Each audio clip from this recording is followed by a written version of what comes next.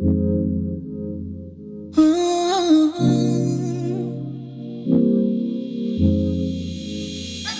see me, you see him, my best friend. He hold me down like ankles fighting the waves. Apply not to my crime, yeah, I do time. Till I'm with you, I'll be counting the days. Yeah, ooh, been through so many things, but we always get through. Yeah, ooh, it ain't always perfect, but it's worth it. This is deeper than the surface. If I said I didn't love you, you and I know I've been frontin'. Wiped all my scars away like it was nothing. Took the parts of me I tried to hide and make them something, something. Like it was nothing. Ooh, some magic, baby. Ooh, you know you drive me crazy. Ooh, you give me peace of mind. Ooh, let me tell you why you make it easy. Say, to take it easy. Say, feel so easy. Say, easy love.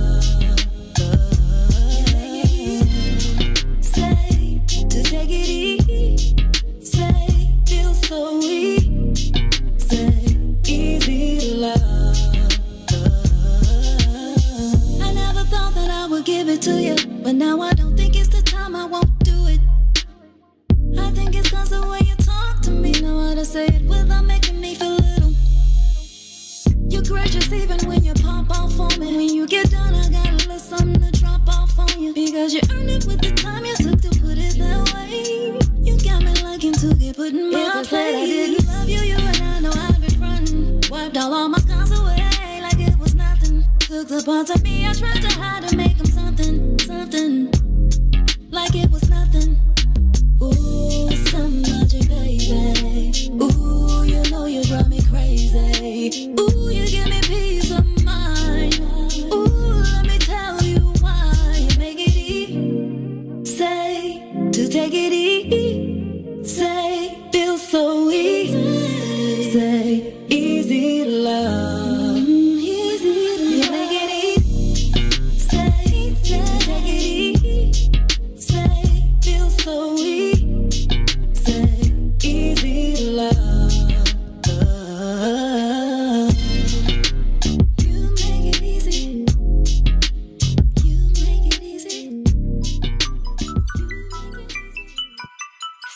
Stone did it.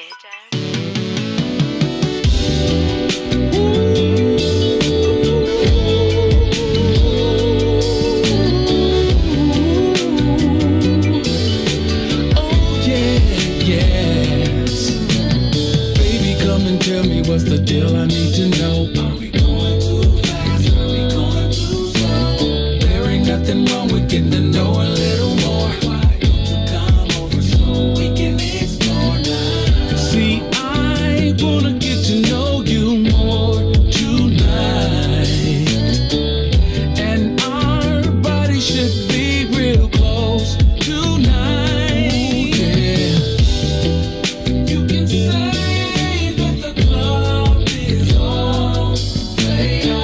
say the club is played out. Baby, let me invite you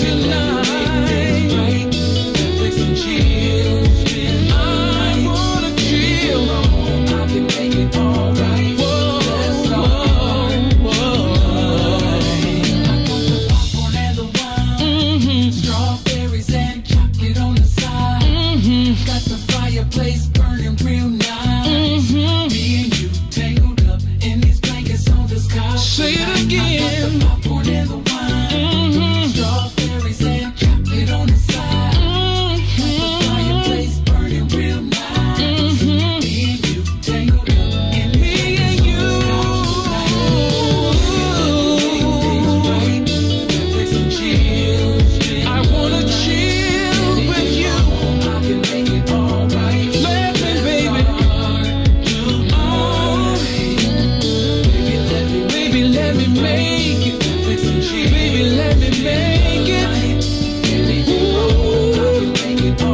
I know I can. Baby, let me make it alright.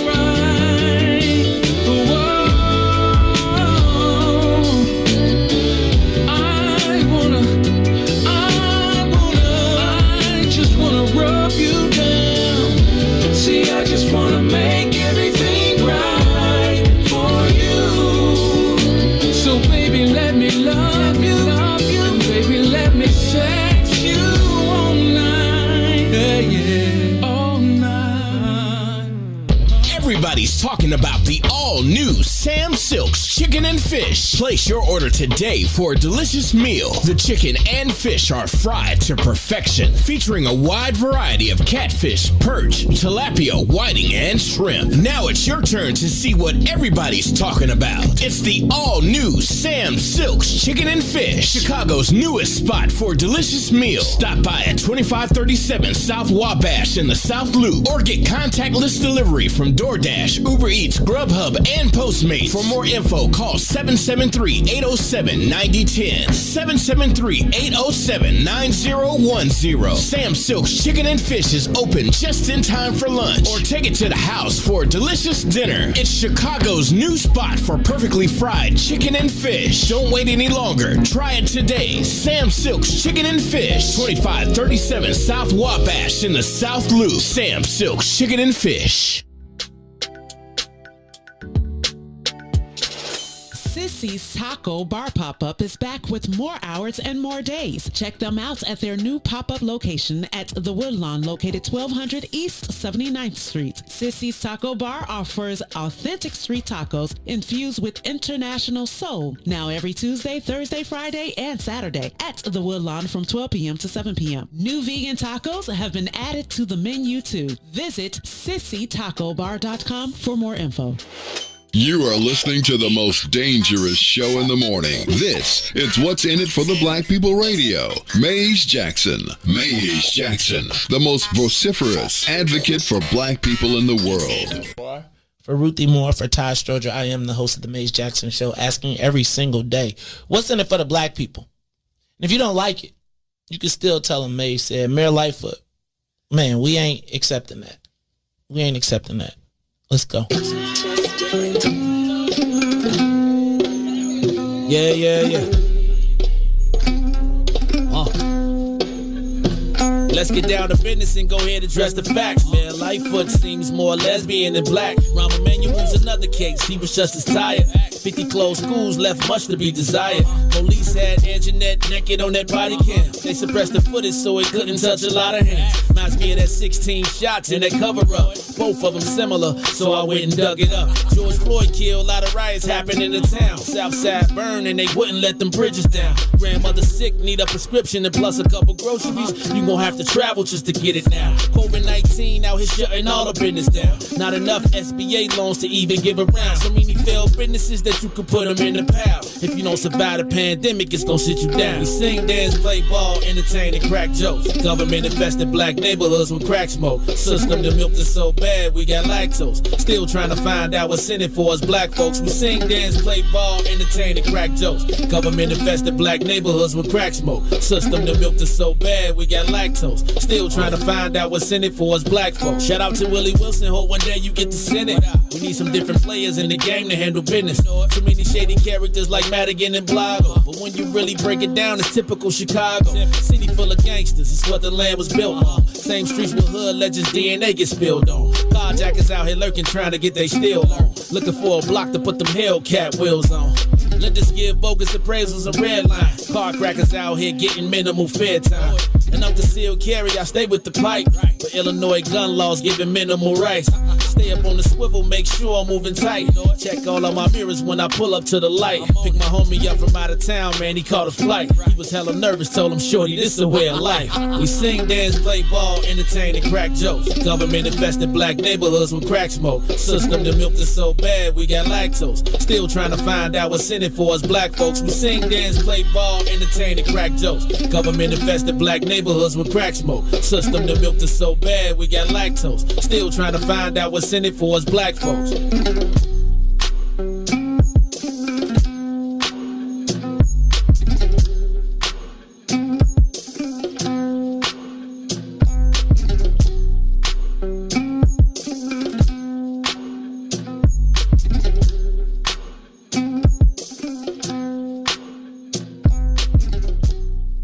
Wake up, Chicago! Wake up, world! This is the Maze Jackson Show. I'm your host, Maze Jackson. Got my co-host, Todd Stroger. Todd, you're looking mighty yellow today. How you feeling this morning? Oh, I'm feeling great. I got to see a man about a horse at 8, so. At 8? What you mean at 8? I mean, I got to leave at 8. You may see a man about a horse at 8. Mm-hmm. My mom used to say, I said, Mama, where you going? She said, I'm going to see a man about a dog. I'm like, we getting a dog? It's probably pretty same owner. Yeah. It means you get nothing, kid. Beat it. Mom, what are we? Yeah, I'm going to see a man about a dog. What kind of dog, Mom? And she would be like, and then she'd come back and there'd be no dog. And I'd be like, there's nothing for you. Dang. All right, y'all, that is my co-host, Todd Stroger. Todd, what's that, G-Shock you got on, man? Who? A G-Shock? Somebody just told me. You like, what are you talking about? That's an Android watch. Is it an Android watch? Oh, this watch? Oh, it's a Garmin? Oh, it's not an Android watch. Ew. It's a Garmin. It means you can't get lost. Yeah, basically. Don't get lost. It means that you can help me find my dad watch. It's actually a tracking device. Right, it'd be like, yep. They'd be like, where that Todd at? He ain't no daggone radio show. Todd is out gallivanting around the world, kicking it. It is a tracking device. That's true. It is. Everything, though, these days, if you listen to Ruthie more, is a tracking device. Yes. I trust, I like, Ruthie be having me like, can you sweep the room, please? Man. Ruthie, I don't know what you're talking about. Go ahead. I don't know what you're talking about. Now, Ruthie, you know what we talk about. You know the fact of the matter is these people. That's why you don't even be on social media, dude. When we know be like, you just Ruthie, got back from a foreign excursion. Yeah. Ruthie. Foreign, really? Yes, you know you was out. Can't nobody travel nowadays. Ruthie, now you know you got the secret agent pass. If I have a hookup, everybody would have a hookup. See, that's Maze, what you're not thinking is she's probably in the bottom of barges and all that kind of stuff. She like anything to get there. One day. All right, y'all. That is Ruthie Moore. Ruthie, how you feeling this morning? Pretty good. It's Tuesday. I'm waiting on Friday. It's Tuesday. I know. I just got You ain't even wait till hump day yet? Wednesday? Nah, that's tomorrow. So we almost there. See, look at that. See how quick that goes? That goes pretty quickly. Ruthie, I see you are representing for the DS and the T. I got on a red shirt, Maze. What you got on? Red socks with white. It's crimson. You got red socks with white hanging out. You know that reminds me. It's cold. I had to bust out the cold socks. No, that's the cold socks. It looked like y'all put y'all winter clothes away because y'all got on T-shirts. It was cold yesterday. This morning it was pretty warm. Yesterday was freezing. Yesterday it was pretty hot in here because Ron turned the heat on. Ron, thank you. Ron. Ron had us. I was in this mug cooking, sweating. I was like, what is that smell? My deodorant was not kicking in. Ruthie, that's management talking. Don't you turn the heat past 68 and we're going to have a problem. I mean, according to the law, 68. It was supposed to be on. No. Just because that's apartment renters law. Just because that thermostat says 68, it was not 68 up in here. Maybe somewhere around the other parts it was 68, but we was about a good 60. It is. You know how I know? Because I used the thermometer that we got to use to check in every day. You like, ooh, okay, I really it's did. Cold. I didn't do that. We know Ruthie. We figured it out. I did. All right, y'all. That's Ruthie Moore, and in the back of the building. But not in the back of the map. Y'all gonna check him out a little later on today. Look, nah, maybe not. I'm just standing sad. It is Little Ron Rilla in the building. Today you can catch him on. There's going to be a mashup. Looks like as we move into the second quarter of the year, I'm still not sure he's getting the show full time. I ain't there yet. I'm not there yet. However, Ron Rilla will be sitting in, mixing it up again today with Tennille and Minding Our Own Black Business. And if you did not see as the Northern Illinois Huskies called it, our new nickname for Wiz is NIU. Why? The Huskies. Ooh. That's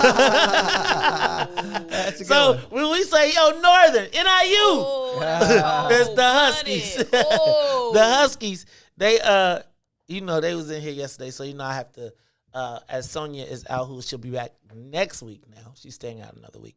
Y'all keep Sonia in your prayers. You know, we got it. You know, Ryan was in here working on his.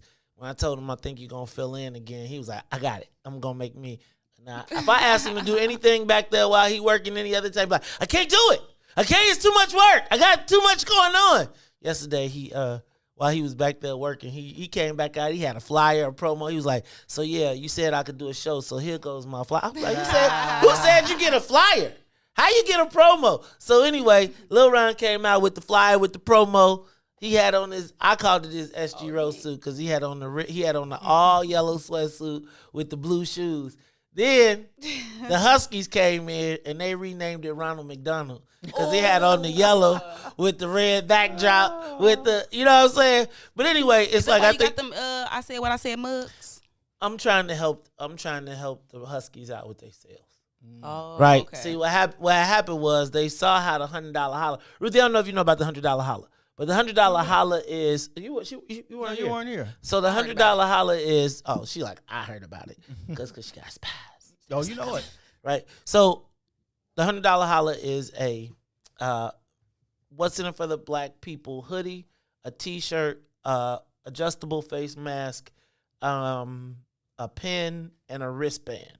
And a beanie / hat. I thought you was turning into a black woman. You was patting your head, right? You know, I was like, "What you getting, a perm or something?" And so let me shout out to the bigs. They had the hats. Then I bust out the sweatshirt, and then everybody want to be merchandise. So I decided that imitation is the best form of flattery. Yeah. So shout out to everybody. Pick up a Northern Illinois University. I said what I said mug, and you can be on Instagram taking sips of it as you watch the Mace Jackson show in the morning. Because who drinks coffee in the afternoon in a coffee cup, right? So it'll be perfect for you to. People do, but I wasn't going to say it. But Ruthie Okay, did. I said since we gave each other that look like I do, Todd. I can't do. Well, anyway, Mace. that's okay because we're gonna come with the ultimate tumblers. Do you drink hot coffee?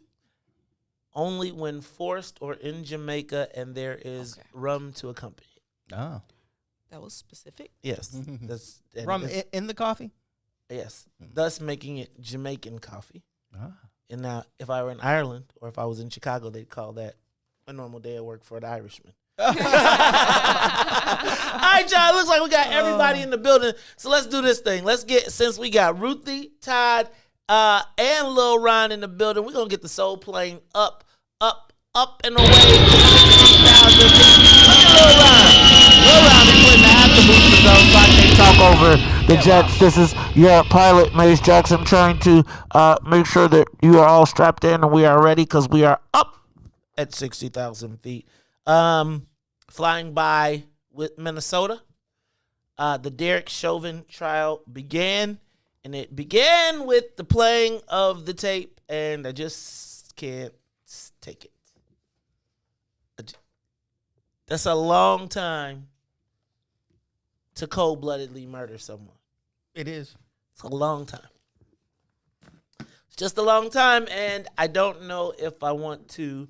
I want to watch the trial, but I don't want to watch the trial, and we're going to talk about that a little bit later. Did you tune in yesterday at all? No, I just saw some highlights. I saw the prosecutor say, if I got it correctly, that even when the ambulance arrived, he still had his foot on his neck. It was terrible. I was like, what? Mm-hmm. Yeah, I just watched the highlights. The highlights. Think about that. What was that? That sports in the show where they used to do the little clock with the topics.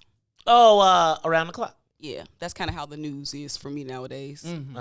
Sadly, that's why. See, Ruthie, I know I can't afford you, but I was gonna say that's why we need you on the 6 o'clock news that we're gonna be doing, right? Because 6 o'clock news. Yeah, we're gonna do a.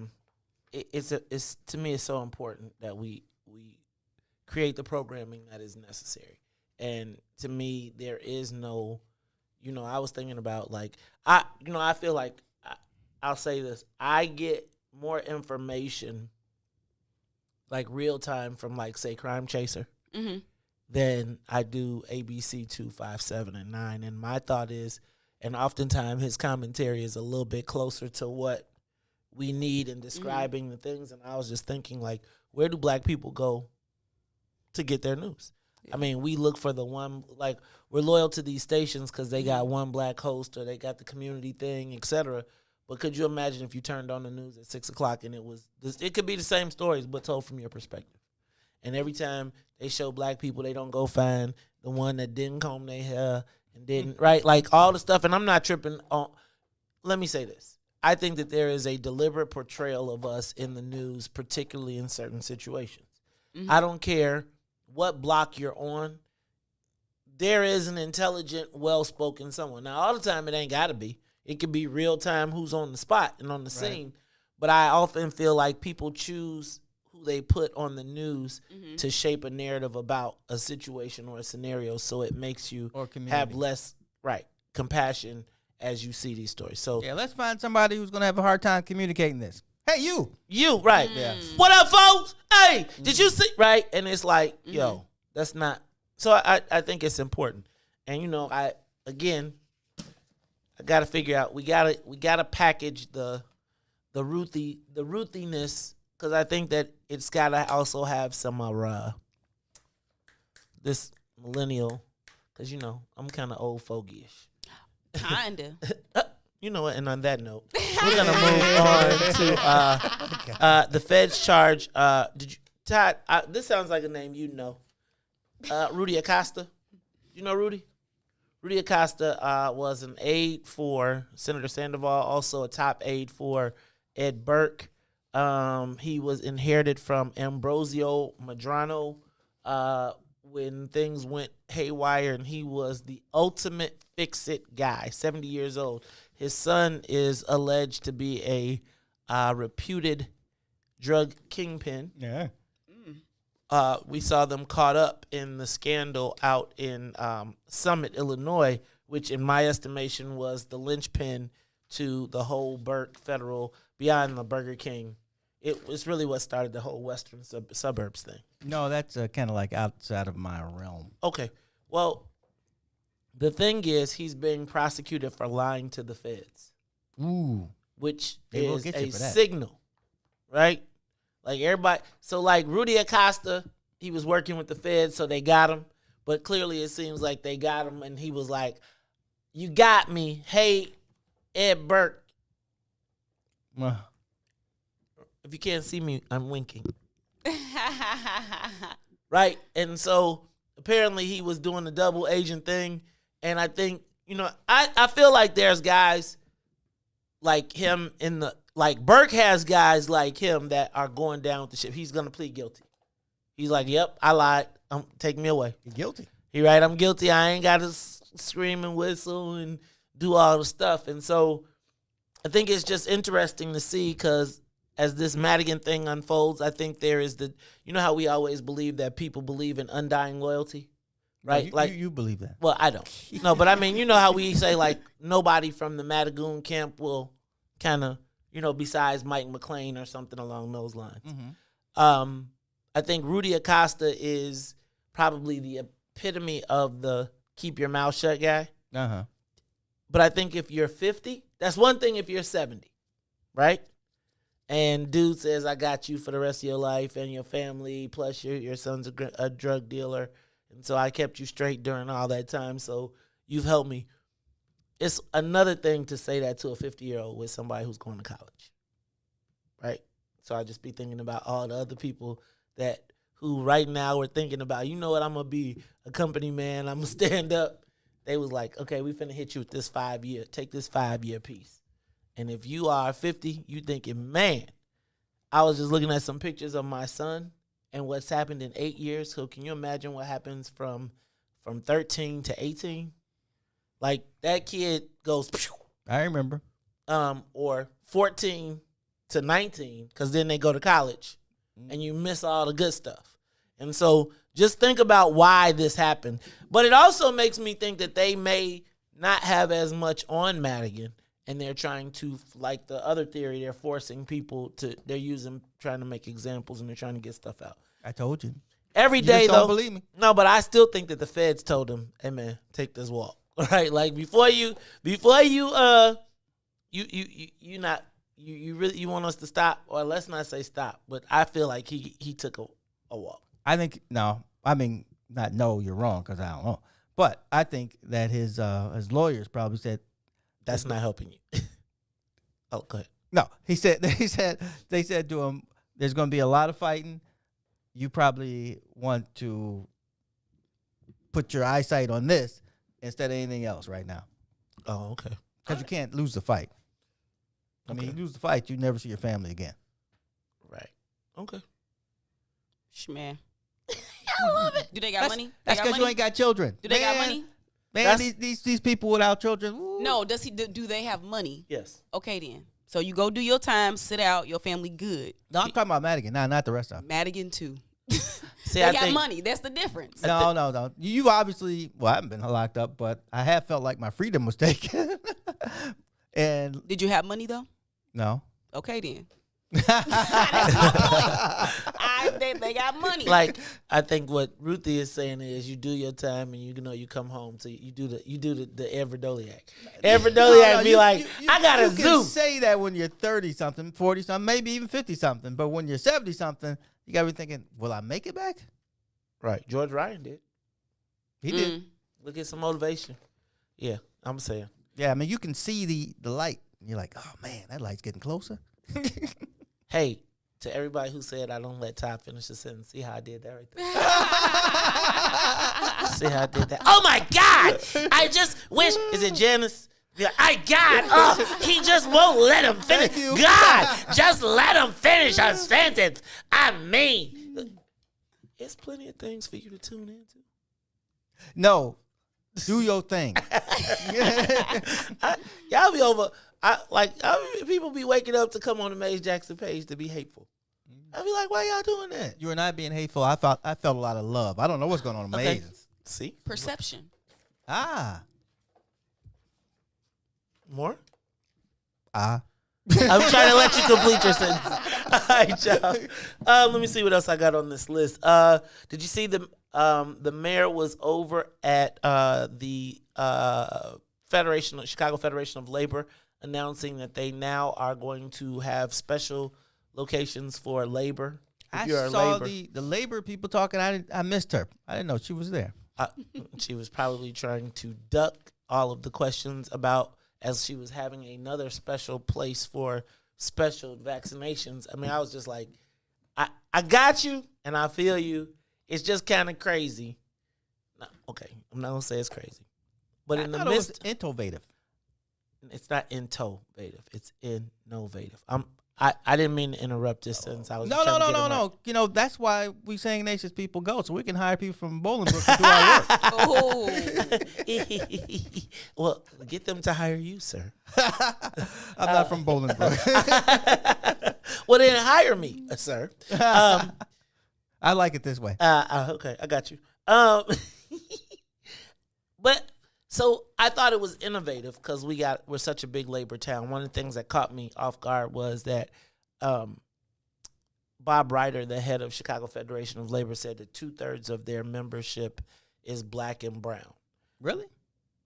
But it's the Chicago Federation of Labor, which means AFSCME is included in that, which also means SEIU is included in that, right? Oh, so when you think jobs. right, so that's all part of Chicago Federation of Labor. But when you think of Chicago Federation of Labor, for the most part, like when you see that, for me, I tend to think of the trade unions and stuff like that. Right. I don't necessarily. I do recognize that SEIU and the UCF, UFCW, and all the, like the migrant stuff. No, I know exactly. I've been in the room. It's a division. So there's a big old circle, or what's really a square, and there's all these people. And over in that corner is like CTU, SEIU, and UFCW, AFSCME. And then the rest of the table is all white guys. Yeah. Well, they got white women too. Yeah. And it's all the other trades. So I thought the thing about it was it struck me as ironic that they were setting up like special silos, right, under the scandal that we're kind of embroiled in. I would have been like, nah, I'm not going to no special no special interest signing. Now, I get the role of labor, and I think that what it really was the opportunity for the mayor to show her support and labor to show her support separate from CTU and the other groups. So by doing that, she then was able to put labor behind her, because I think they still recognize that with this $1.8 billion and all this stuff, they need a mayoral alliance going forward. But I did think it was interesting to watch that, and the mayor to say that she wants to work with Loretto to get it right. Well, Loretto's not going anywhere, so. I think that so trafficking and rumor and innuendo. And I'm not confirming this, but I am hearing buzzes that there is already this steady drip, drip, drip is going to continue to drip. And I'm not confirming this. I am telling you this is a rumor that I have not confirmed, but they are telling me that there is the question yesterday about that was the BS and all of that, yes, that there actually may be a list that was generated from the central part of the city. Well, I thought I heard something about that one of the people who worked there had a list. The I state heard rep that yesterday. Yeah, you did. The state rep, remember that's the one when I was talking about it and then I got a text. And one of the state reps that is also the chief external affairs officer had a list. But right, like I'm going to tell y'all, everybody. We didn't even name that person, did we, yesterday? We didn't. As what their clout is? Right. Yeah. Well, see, this is my thing. I need to talk to Todd and Ruthie about this too. I'm trying to figure out how to navigate this space. We're going to have to talk about this because it's like I'm damned if I do and I'm damned if I don't. Right? How about this? Let's do this. Let's take a quick break and then we're going to come back. We're going to do the social media question of the day and then I'm going to figure out how we're going to talk about this. Damned if I do, damned if I don't. Hey, y'all, this is the Mace Jackson Show. I'm your host, Mace Jackson. Todd Stroger, Ruthie Moore, Lil Ron on the boards. You can check us out on WBGX 1570 on the What's In It for the Black People media page, on the Mace Jackson page. You can also catch us on YouTube as well as Twitch and Periscope. We'll be back. WIFTBPM WIIFTBP Media's just for you and me. WIIFTBP Media's just for you and me.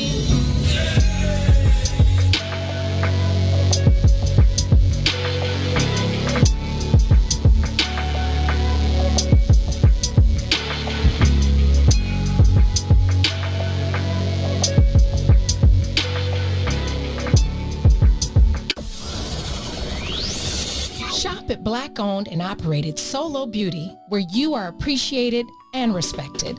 Located at 8158 South Cottage Grove, Solo Beauty can supply all of your black hair care needs. Solo Beauty is open from 11 a.m. to 8 p.m., Tuesday through Saturday.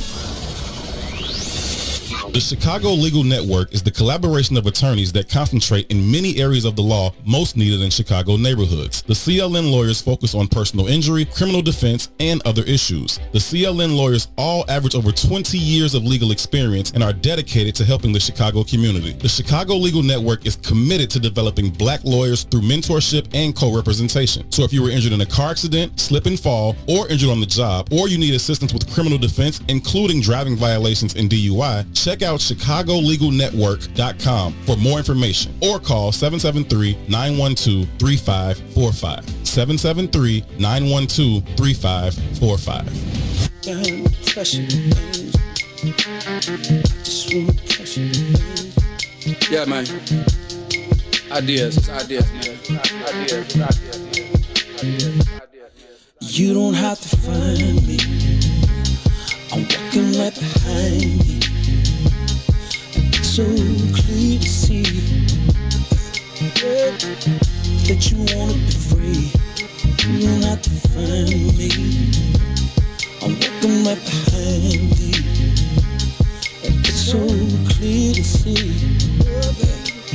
that you wanna be free. Let's go.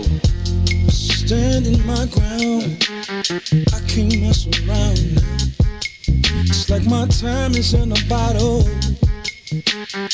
captured by your love, yeah. Now I know women's got this thing going on. We can't stay around so long, but I wanna come correct. Baby, get your foot off my neck. You don't have to find me, I'm walking right behind thee. Understand clearly, yeah, that you wanna be free. It's the time that you spend making me think within. Is the trust still beginning? Fade away from beginning of the day. I can see you trembling times, and I can see you wondering mine. Is it me considered? You that's with it. See, you don't have to find me, I'm walking right behind thee. It's so clear to see, baby, that you wanna be free.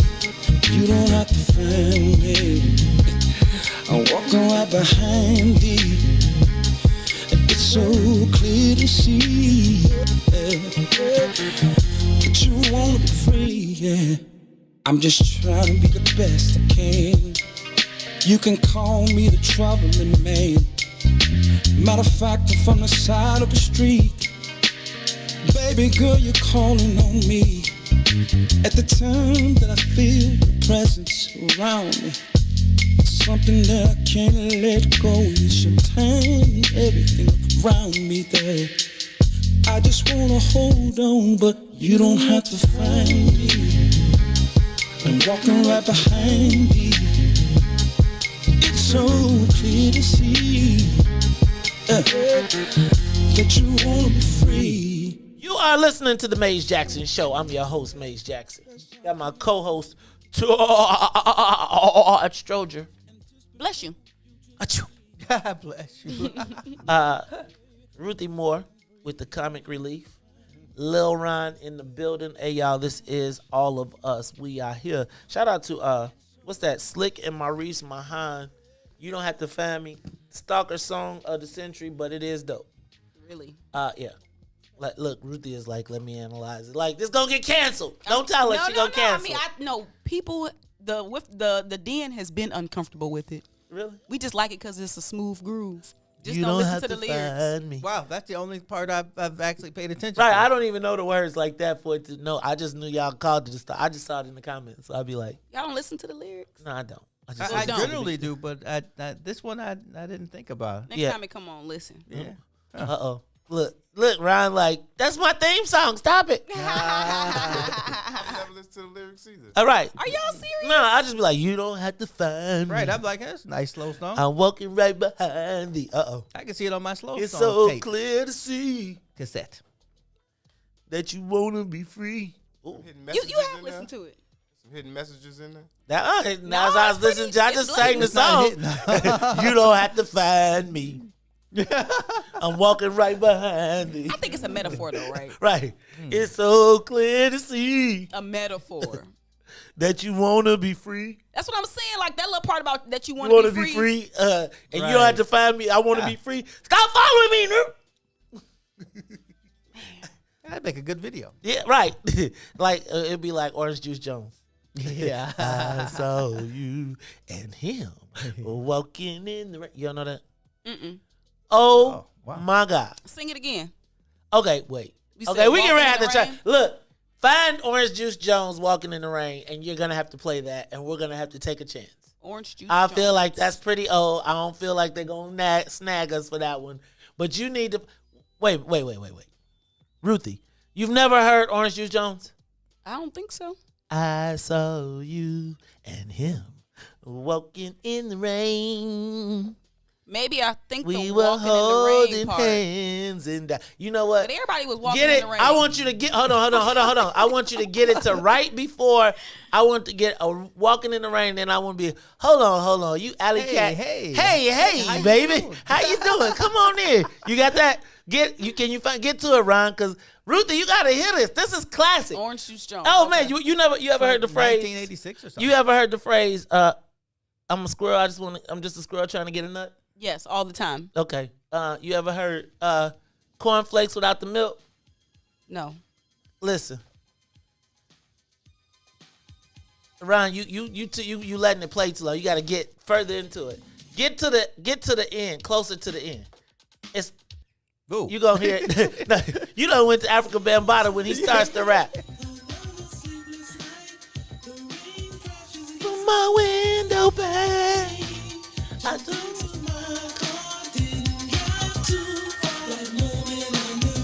I would never be the same. And him walking in the rain. You never heard this? Okay, I heard it before.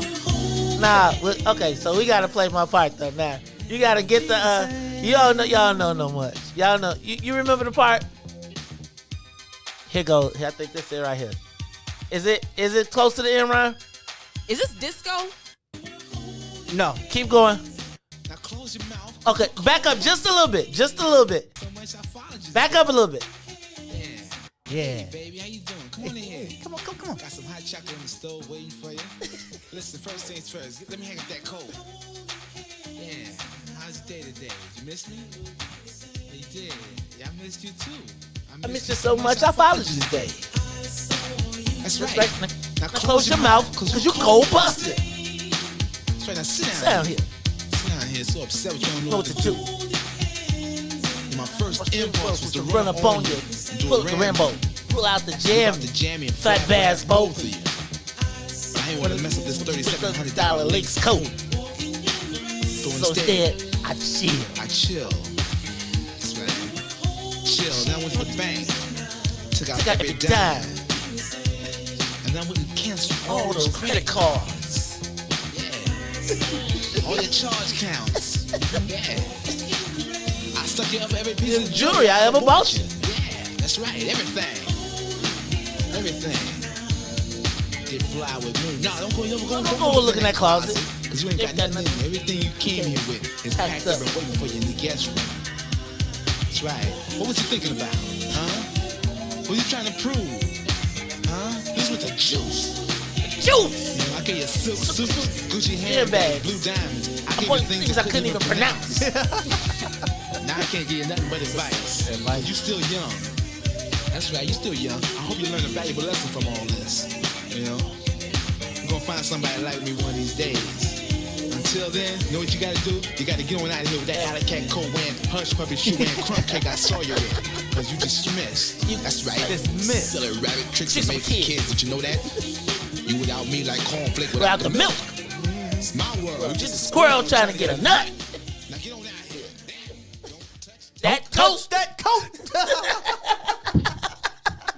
Ruthie. I mean, he just seems pretty malicious. Malicious? She was cheating on him. Right. Okay. She was walking in the rain after he bought diamonds. He bought her things he couldn't even pronounce. He bought your blue diamonds. Technically speaking, if she know the law, he can't kick her out if she was living there for a certain amount of time. No. That's crazy. Mike Epps stole that sketch. I never knew where that came from. So Mike Epps has a sketch like that on T.I.'s album. It starts the same way. Like, yeah, come in, sit down. I followed you today. That's crazy. Yeah, tell you I about really want to play it. Can I find and play it for you? No. We don't need y'all stealing like that. That's you. Everything is always stolen. That's crazy. Right. But well, he probably felt his audience knows. He sound like Rudy Ray Moore a little bit. Yeah, I mean, I think that was kind of the whole space. I want y'all to look at Ruthie's face though. I wish I could zoom in. It was an okay song. You wasn't laughing. Like it was that movie. Funny. That was hilarious. Oh, it was hilarious. Yeah, maybe for 19 Cancel culture. Cancel culture has canceled y'all's sense of humor. No, that video right. when he it's came not that. in, you got to see the video too, Yeah. because he like you hush. Put And we down can't that go. coat. Don't touch that coat. I mean, he just did, like, he ain't have to set her up like that. Like, He said, "Come with on, the man." hot chocolate and Yeah, all come that. on. That's the He best had to do part. all that. He had wanted to her do to all be that. relaxed as he was speaking. Calm down. You done been around here. I tell you about jealousy. It's a It was his Jealousy. jealousy. He had to follow her. He could have just had a conversation. They didn't have cell phones Listen, back then. I know Ruthie. y'all hate this word, but he was toxic. Get your butt about it. You know what? Y'all don't know what that's that man did you to know that what? woman. If he acted like that, I guarantee you he was not no fun to live with. Then See she- how he why acted? she move in? No, why because did she Because leave? them blue diamonds. Wait, them both blink of that those $3,700 Lynx coat. He couldn't even pronounce it. Right. So you know what? He sound like a sucker. Well, she was outside. Don't touch that coat. Nope. You like cornflakes without the milk, like the juice. yeah, that was good. Look at the funniest part. Well, there's two funny parts because I was watching Ruthie's face the whole time, waiting for like when it crack, when your face crack, and you finally smile and get it on. She was kind of like, yeah. Like, we was like, how you be like. I think men like anthems like that, where the roles are reversed. Finally, because it's be like. That's why y'all so y'all geeked be up. like, nah. Somebody else liked it because it did pretty well for her. Yeah, men probably like, yeah, that happened to me before. I followed her. I bought her all Alley these cat things. coat. I'm gonna kick her out. See. But technically, ladies, you ain't gotta leave if you've been there for a certain amount of time. Oh, Herb said you're a cheater. She had no remorse. Ruthie, Rogers, you gotta keep an eye on Ruthie. You better watch that, Ruthie. Y'all get one song and y'all just run with it. Boy, I tell you. That was good stuff. Hey man, that was a good song. So, all right. I hope it don't get us blocked. That was good though. That was funny. All right, it's time for the social media question of the day. Ryan, why don't you give me some big voice, bro? You supposed to be. See, you can't. Social media question of the day. Ryan be in the show, man. He be in the show. He be laughing like, that's funny. That boy good. Anyway, I don't know if you all have been seeing. I said this, Ruthie, you been gone. So I've been saying I told you so. I said, y'all, this making me nervous. We can't be doing this. We can't be doing this. There is now, I don't know, did you all see that the head of the CDC warned yesterday of impending doom? Mm-hmm. Those were her words, impending doom, as it related to COVID-19 and the eased and relaxed restrictions. She talked about this impending doom even as Joe Biden sent the mixed message that we're getting towards the end of this thing. Now, the fact that the head of the CDC says that we are approaching impending doom, that Anthony Fauci, every time I see him, is like, yo, what are y'all doing? This is crazy. And I know he knows he got the Moderna and he got vaccinated and everything. And I've never once, since we've seen Dr. Fauci from Trump to right now, say, whew. I haven't seen him say, take a break. We could breathe easier. He's like, no, we're still in the mix of it. And it's like Joe Biden and everybody else is like, July 4th. They had a national press conference. They talked about July 4th.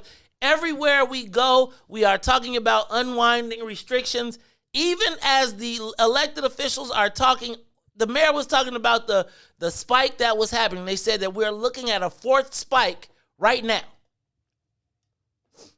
But at the same time, we're still moving forward. And I guess I'm asking, are we listening differently now that it's Joe Biden? So my social media question of the day is, can the United States go COVID backwards? Can we go COVID backwards? Give us a call. I'm going to open up the phone lines. Give us a call, 872-259-7474, 872-259-7474. Now, when I talk about can we go COVID backwards, there's two ways. One, the number of infections, right? We're at the highest we've been since February 3rd right now, right? February 3rd. That's over a month. We're about to be in April. March, April. We are steadily marching towards opening. The governor announced yesterday, though, that even though after he had announced last week the big bridge program, remember, we get 70% of the seniors vaccinated and we're going to be on the path. Well, he canceled that bridge program yesterday. He didn't cancel it. He delayed it.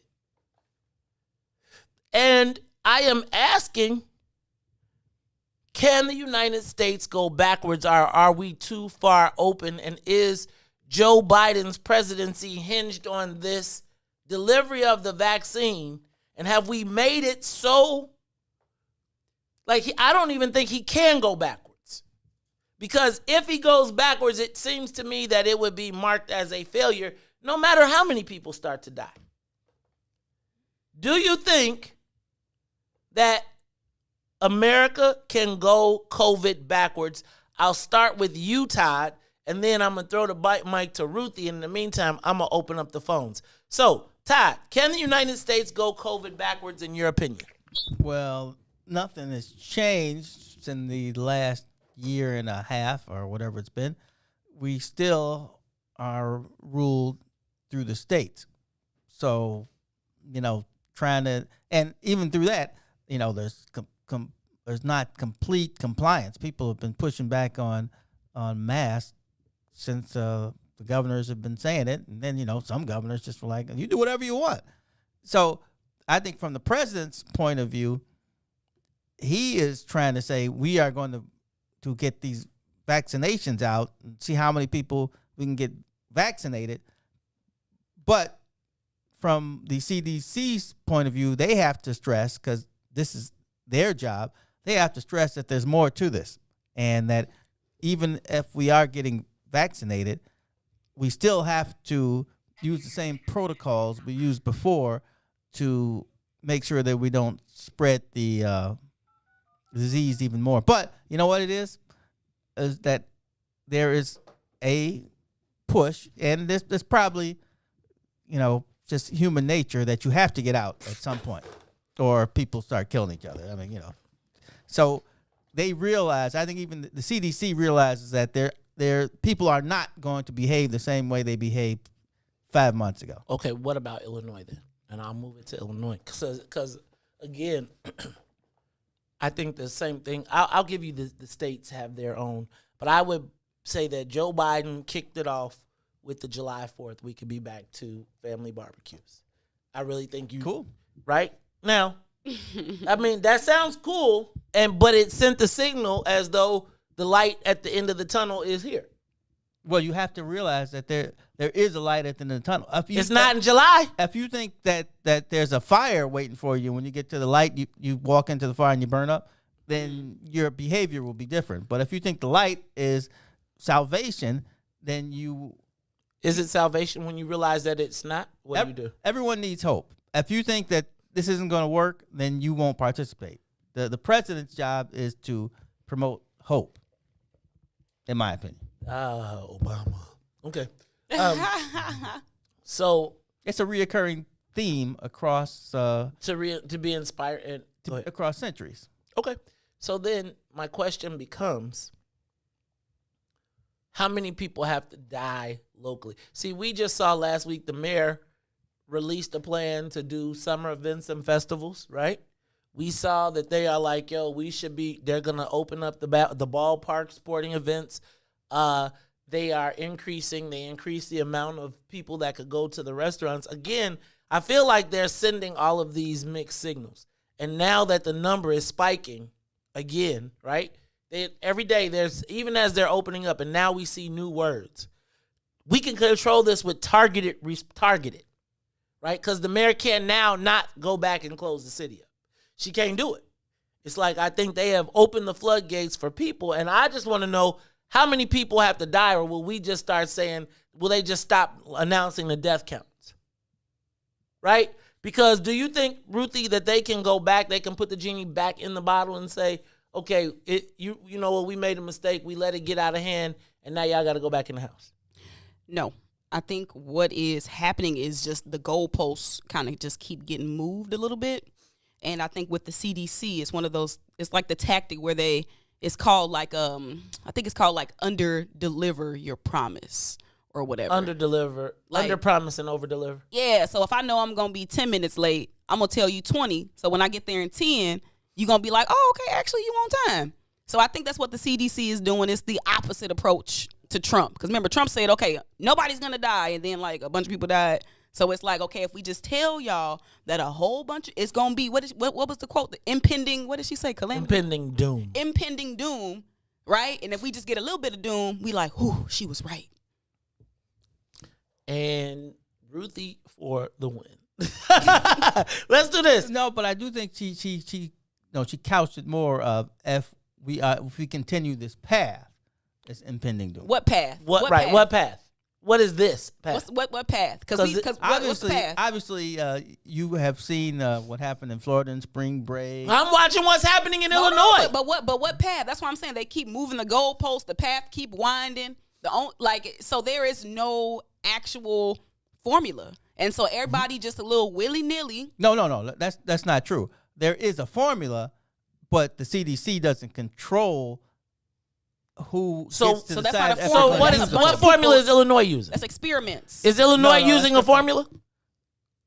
You mean as we sporadically open up as a competition to say who is the person that gets to get the vaccine, because the mayor is saying only Chicago and the governor's saying, well, we're going to be taking care of the whole state. Anything with humans involved, there's going to be some screw ups. But I'm going to argue that there is no national policy. There's no formula. No, there is no national policy because the states have state rights. So they can say they can send you out something saying, you know what, we think you should tell everybody to wear a mask and not gather more than 5 people in one spot. But that doesn't mean that the states have to listen to them. I'm asking for a place like Illinois where we are in lockstep. We're supposed to be on the team.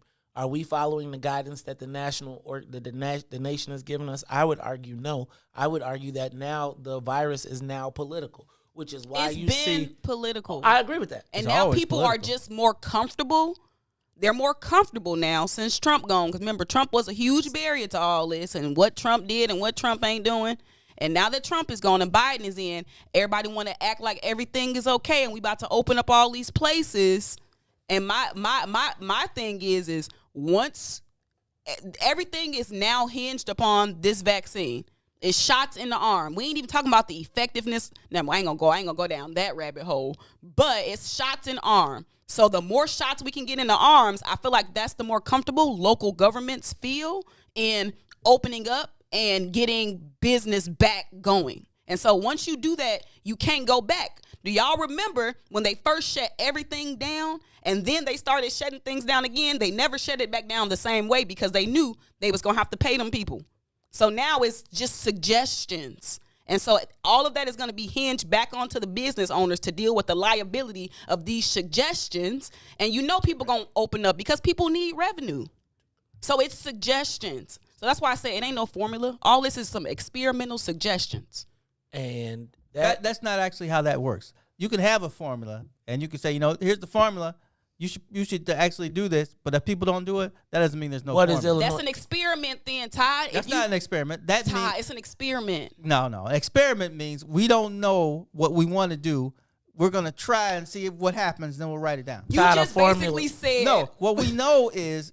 Todd, break it down. Because you're talking about. You're talking about two different things. You are mixing the scientists with the politicians. That's what's happening, Todd. The politicians are doing what they want because they got the power. The scientists say you should do this, but that doesn't mean the politician's going to say, all right, I'm going to do exactly what you said. What is the difference between that and Trump? It's the Mace Jackson Show. We'll be back. Don't never ask that question. WIIFTPM.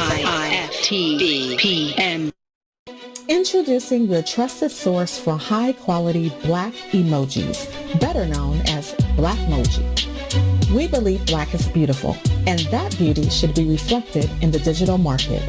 Now there is an app that does just that, starting with Black Greek letter organizations. Blackmoji D9 offers more than an emoji app. It is a cultural experience of Black excellence. Download the app in the Apple or Google Play Store to access a specially curated catalog of emojis representing the Divine Nine.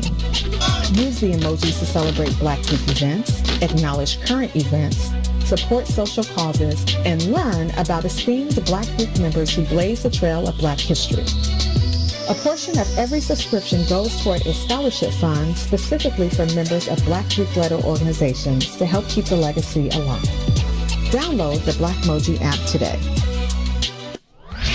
Tuned into Minding Our Black-Owned Business here on What's in It for the Black People Media. Ms. Chimalita Tillman. The great thing about what we do at the Harold Washington Cultural Center is that it doesn't just resonate on the South Side, in Chicago, in Illinois, in America. We're in 12 different countries with emergency preparedness programs for institutions and theater schools, as well as curriculum and stage plays. We are the only theater in the country that takes a delegation of students to the Tony Awards every year to get the full Tony experience. So that's everything from seeing a play to hanging out with Broadway actors to going to the grand gala at the Plaza Hotel after. I'm very proud of that. And when I say the only theater, I don't just speak for Black. I'm talking the only theater that pays for everything. We book their flights, we get them dressed, we put them in hotels, we feed them, and we burn them out because when we go to New York for the Tony Awards, and for those who don't know, the Tony Awards are the highest coveted award for Broadway musical theater. It's like the Grammys of theater. That's a huge deal because one, it's not cheap to do that. Two, this is something that even those that are professionals, there are people in Broadway who've never attended the Tony. So that's one of the things I'm very proud of.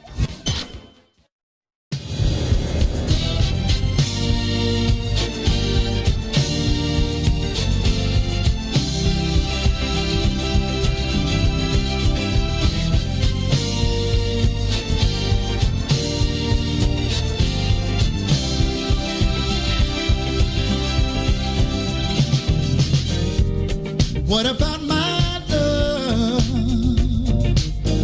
Seems you have forgotten love. I do believe that something went wrong somewhere.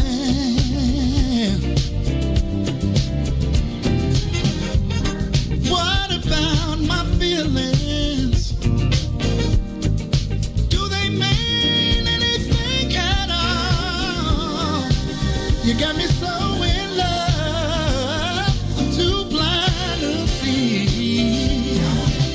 And that you got my love, now you wanna put me down. And that you got my love, got me standing on shaky ground. What about it, baby? What about the days and the nights we spent? What about the love we made so sweet? Are you sure you wanna live? Think it over, baby. 'Cause girl, I believe, I think you just might wanna change your mind. Now that you got my love, you don't need to come around. Now that you got my love, got me standing on shaky ground.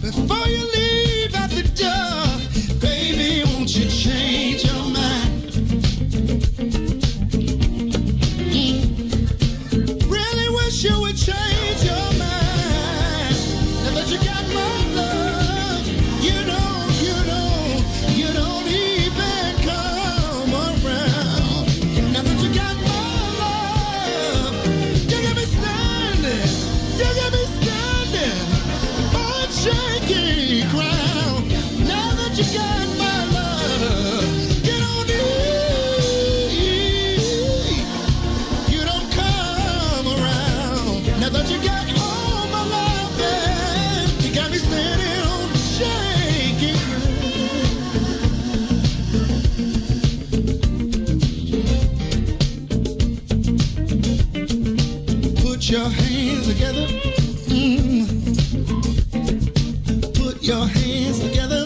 Oh my. I had a conversation with her. This is how it went. Before you leave out the door.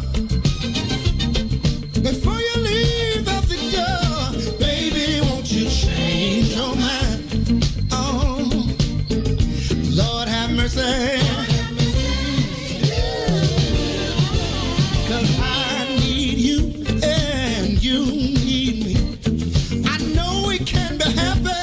Just wait and see, baby, won't you change your mind?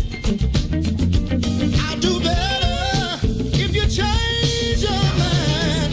Now that you got my love, get on even,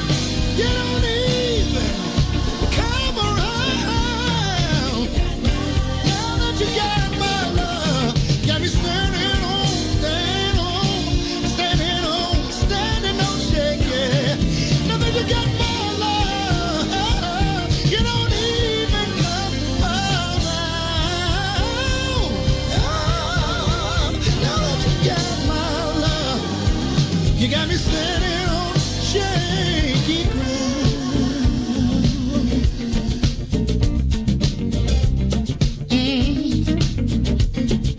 Baby, won't you change your mind? Baby, won't you change your mind? Oh no, I've been hoping, baby. I've been praying, baby. Yes, I have. Baby, won't you change your mind? Oh no.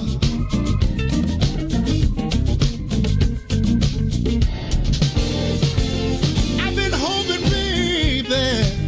Yeah.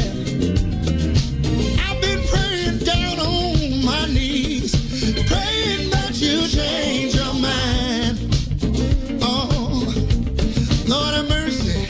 I'll do better if you change your mind. You are listening to the most dangerous show in the morning. This is What's in It for the Black People Radio. Mays Jackson. Mays Jackson, the most vociferous advocate for black people in the world.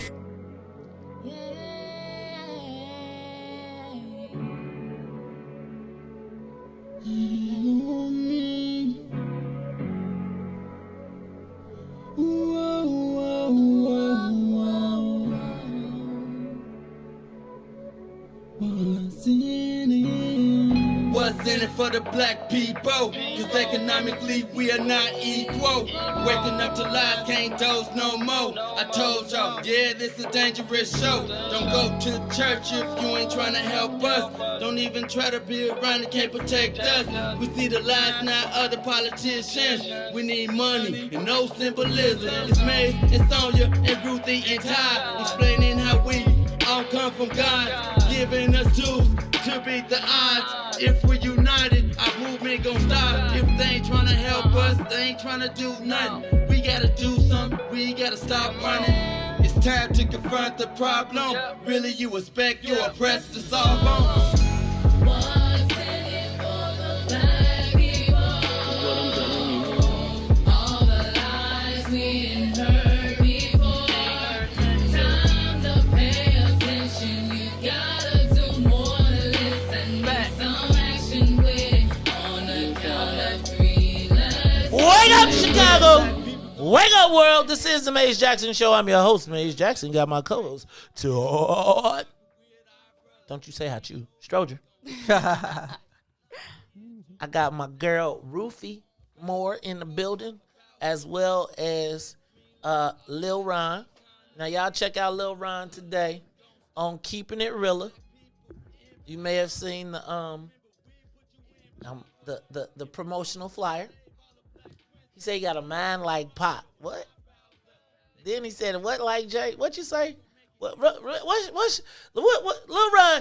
Ron came hard on this little joint. Oh, wait. Before you do that, let me do this because I heard I got the president on the line. So if I got the president of the What's in It for the Black People phone club, I got to give him a chance to answer the social media question of the day, which is, can the United States go COVID backwards? Then we got to finish up Ruthie and Todd's fight And then after we finish up Ruthie and Todd's fight, then we'll talk about the top of the hour. So, Brother Frank, I missed you yesterday. How you doing, man? I'm doing okay, Brother Mays. Good morning to you, Brother Todd. Ruthie, we missed you. Welcome back. Thank you. And Brother Lil Ron, how y'all doing? Good. Hey, listen, this is a great question. I think me and Todd pretty much on the same page, but this how I see it, Brother Mays, comes from a spiritual standpoint of view, Minister Mays. Look, Joe Biden, I believe, is doing the right thing because when you face reality, a certain amount of people in this country just are not going to take the vaccine. They made their mind up. With all the vaccine available, too, they're not going to social distance, the mask, and all that stuff. Okay? Now, here's the deal. The country can move forward now because, Mr. Mays, Moses did not go to no one's door back in the day and force them to put the ram's blood around the family door, okay, so the destroyer cannot come in and destroy them. He did not go down to the foot of Mount Sinai and drag none of them backside the Israelites back across over to him. He let that be known who's going to follow Nathan, who's going to follow the Lord, okay? Those who do that, when the Father Nathan, you're going to get chastised, and God purified Israel. Of course, this nation can go backwards with the COVID to a certain degree, okay? I'm not just saying it because I'm fully vaccinated now. I'm still wearing my mask. I'm still wearing my glove. I'm still social distancing. It's going to come to the point where the establishments are going to say, just like no shoes, no shirt, no services, okay, they're going to add COVID vaccinated to that and let the chips fall where they're made. What they may. We got to go for it because we got knuckleheads out there. They want to run outside in the rain with no freaking umbrella, then you're going to get wet. Now, we're going to purify this nation, Brother May. That's the way I see it. Ooh. That's where I see it. He said it's Am I wrong, Minister Mays? Well, I'm going to tell you, Brother Frank. The Lord said he was going to come back. But I don't know if this is the way. Now, Ruthie. Well, I like the way Frank tied the Easter season to this. he put the blood of the lamb on the door. So, I don't believe that anyone knows what they're doing 100%. Right. What I do believe is that the thing that makes us all feel comfortable is the concept that there is a vaccine, whether it works or not. They could put water in your arm. You feel invincible because they've told you that. But I don't know that Mayor Lightfoot, even if Mayor Lightfoot, Governor Pritzker, because to me, the fact that that this is a life-saving vaccine and they are even rationing it out, right, says to me that this is political. Like the fact that the city is saying, well, you can't have any of our vaccines. I'm with you. But like, how can you turn down people for a life-saving vaccine in Chicago, but then be talking about some kids at the border who ain't getting treated? It's not congruent to me.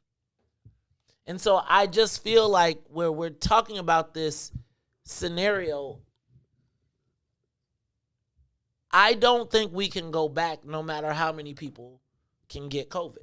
I just don't think that there's the will in government, no matter how many people die, to say we were wrong about this now. And I feel like they're only not when I say I don't argue over which white guy is more racist, I feel like they all are ignoring Dr. Fauci from the president down. He's like, don't let people, like you don't, when Ruthie just got through saying you over promise and under, don't tell people to expect that it's going to be good and then it's not. Keep them in the worst space. Yeah, give them some hope, but you don't say July 4th, man, I feel like the way this is going, by July 4th, we're going to be in a raging pandemic again. Shots or not, because they said when we got 70% of the shots in seniors that the governor was going to going to open up the whole thing. He like, I can't do that no more. No, I mean, it's just like, I can't do that. Yeah. They say an impending doom. Those are some choice words, right? Impending doom. They didn't say it could get bad. They said impending doom. She Googled worst thing I can say. Impending doom. See, the president is talking from the science point. He's like, if we get so many people vaccinated, then it should all be downhill at that point. If was a fifth, we all be drunk. If a frog had a back pocket, he'd carry a pistol. But you got to get everybody to comply. That's But you already got half the country is not in compliance. Like, you know that from once you cross the Mason-Dixon line, half the country is like, screw you and your whole joint. So you're sending us off because... okay. This I'm going to tell y'all, I do feel like right now they are declaring the end of the pandemic after Trump. I do. I don't see any difference in how they're ignoring Dr. Fauci, except for they're not calling him names. Let me tell you my prediction. Tell me. This is what I think is happening. I think I think right now in our current political climate, the only people that can really blow the whistle are the healthcare providers on the front lines. So y'all remember when Trump was in office and they was wearing the trash bags and reusing the mask, and the visual imagery was enough for people to be like, this is outrageous. And so I don't know if that particular imagery and if that's still happening in hospitals across America, but it seems like that was what that's what'll really get the restrictions rolled back if our hospitals cannot handle what's happening.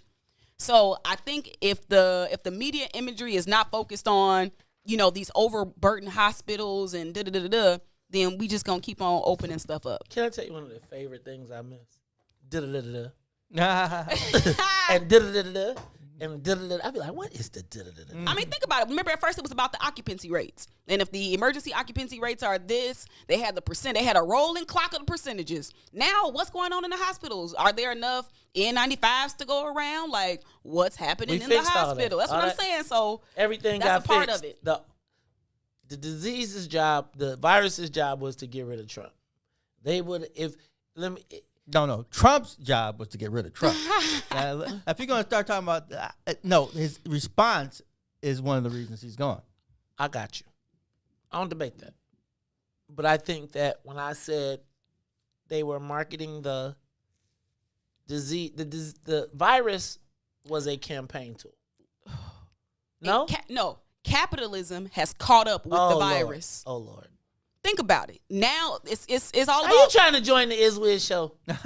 Here you go with this capitalist. No, well, you're just anti-capitalist too. So not necessarily. No. Okay. No. Thank you. But think about it. The hospitals now, they got their supply chains good. The people got the proper contracts. Like, okay, they got the contracts for the medicine, who delivering the shots. They know who's supplying the needles. They know who's supplying the ice packs to keep the vaccine warm. They know the trucks that's bringing in the ventilators and the gas company they gonna use to drive the trucks. Like, they figured out the capitalism. The capitalism aspect has caught up with the pandemic, so they gonna keep on chugging it along because people have figured out how to extract money out of this. They don't care about how many, I shouldn't say they don't care about how many people die, but y'all know that capitalism has caught up, and now people know where to get their money from. So now everything is cool. So now they're not pulling over on the side of the roads with doing shady drug deals with people who have masks in trucks. I still can't believe I still can't believe Susanna gets to get away with that. But that's a whole nother story.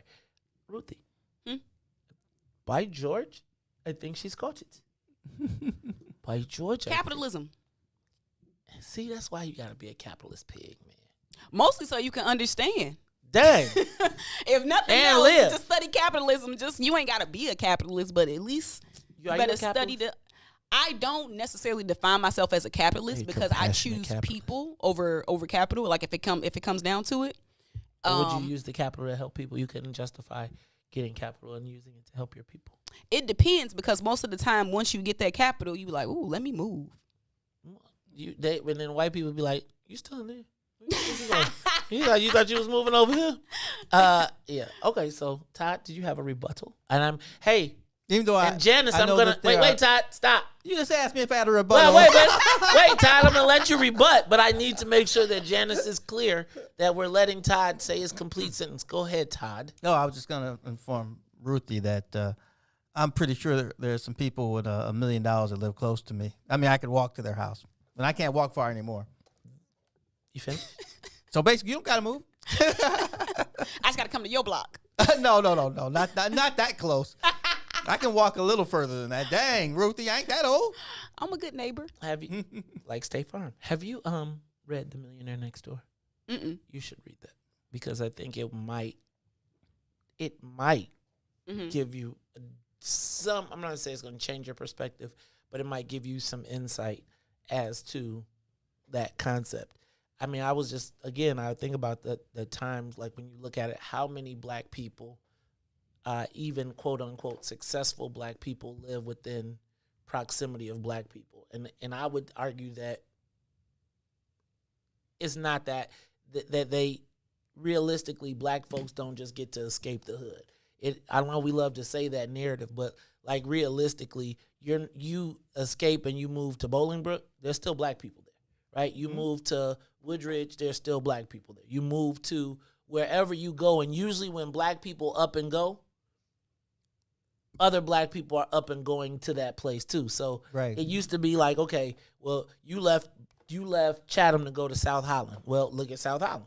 That's you're actually speaking about. No, I'm saying when black people come about my cousin. My cousin moved from the city, went to Matson because she was looking for diversity. 10 years later, she was like, I'm moving to the city. I need diversity. So she moved. She moved further back. She's old. She's about my age. She moved further back. So she moved to Rich, something out there. I don't know that place that well.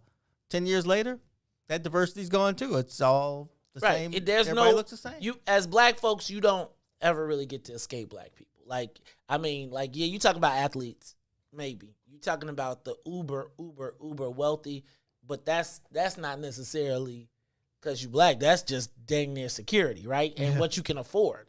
But I mean, you think about it. Like, think about how many black people that are quote unquote wealthy that live in Hyde Park, which is 5 blocks from hell.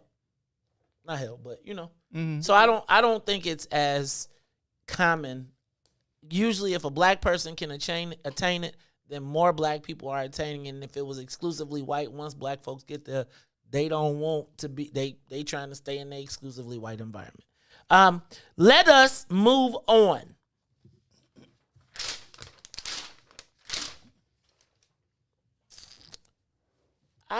Okay, so somebody asked me yesterday, are you going to talk about Loretto again? It's hard to get around that. It's a good story. And it's really not a good story. It's really a sad story, but it is a great example of how Chicago works. The tangled web we weave. Yes.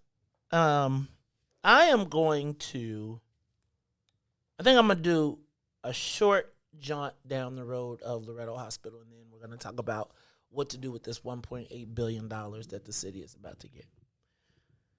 So let's start with Loretto Hospital has another incident of malfeasance. This time, a former chief operating officer and chief financial officer. So you got the money and the operations, right? That's a closed loop, sort of, right? Has now apparently delivered a private testing or private vaccination session for a family of Dr. Anash Ahmed. Okay, so that I don't know if they're related, but what we can assume is, once again, Ruthie, did I tell you about the Ahmeds, the last time that the Dr. Ahmed had a partnership, well, even though they was doing dialysis, they had a partnership with a halal meat company. So so they was providing the purest food and stuff for their own community while they were building a dialysis center so that they could profit off of the terrible food that they put in our community. I'm not going to go there down the all the way path because that's way too deep for this. This is like when I got to have me like a Dr. Umar show.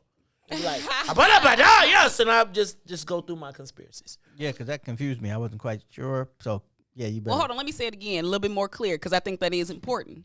What part? Mays just said that while they opening up dialysis clinics in some communities, in other parts of communities, they have a halal meat company, meaning you know what that is, right? Uh-huh. It's the purest, the most clean way you can kill and slaughter food and meat for consumption. So what if they opened up those in our communities too? How about, but the fact that they don't, and that they open up the places that cause us to have kidney failure and dialysis, says to me that it's a tad bit more nefarious, right? And what's the connection between COVID and kidney failure? The food's also more expensive too. I got you. That's fine. That's so what is dialysis. It's not That's more like expensive 50 than dialysis. Hey, I was just throwing out a fact. I wasn't saying that, No, I'm just saying, that like, y'all were wrong. actually, the food is actually cheaper than dialysis. Well, no, there's a dialysis. How'd you jump there? Because that's how he Todd, jumped. that's why I jumped, because I feel like this. I was just saying the food is more expensive than because of what they do. It's like organic stuff. It's like it's more expensive because of the process. Well, no, it's more expensive. I think not just the process. It's more of there's a higher spoilage rate because you don't put crazy stuff on it. The process. Okay, I'll go with that. So no, what I'm suggesting is, if I go to the mosque with the guy who has the Arab corner store who sells the grade F meat to the black people, right? Uh-huh. And then I say, hey, man, they all be getting sick off this meat. And then you say, oh, do they need dialysis? You'd be like, yes. Aha. How much do we get paid off for dialysis?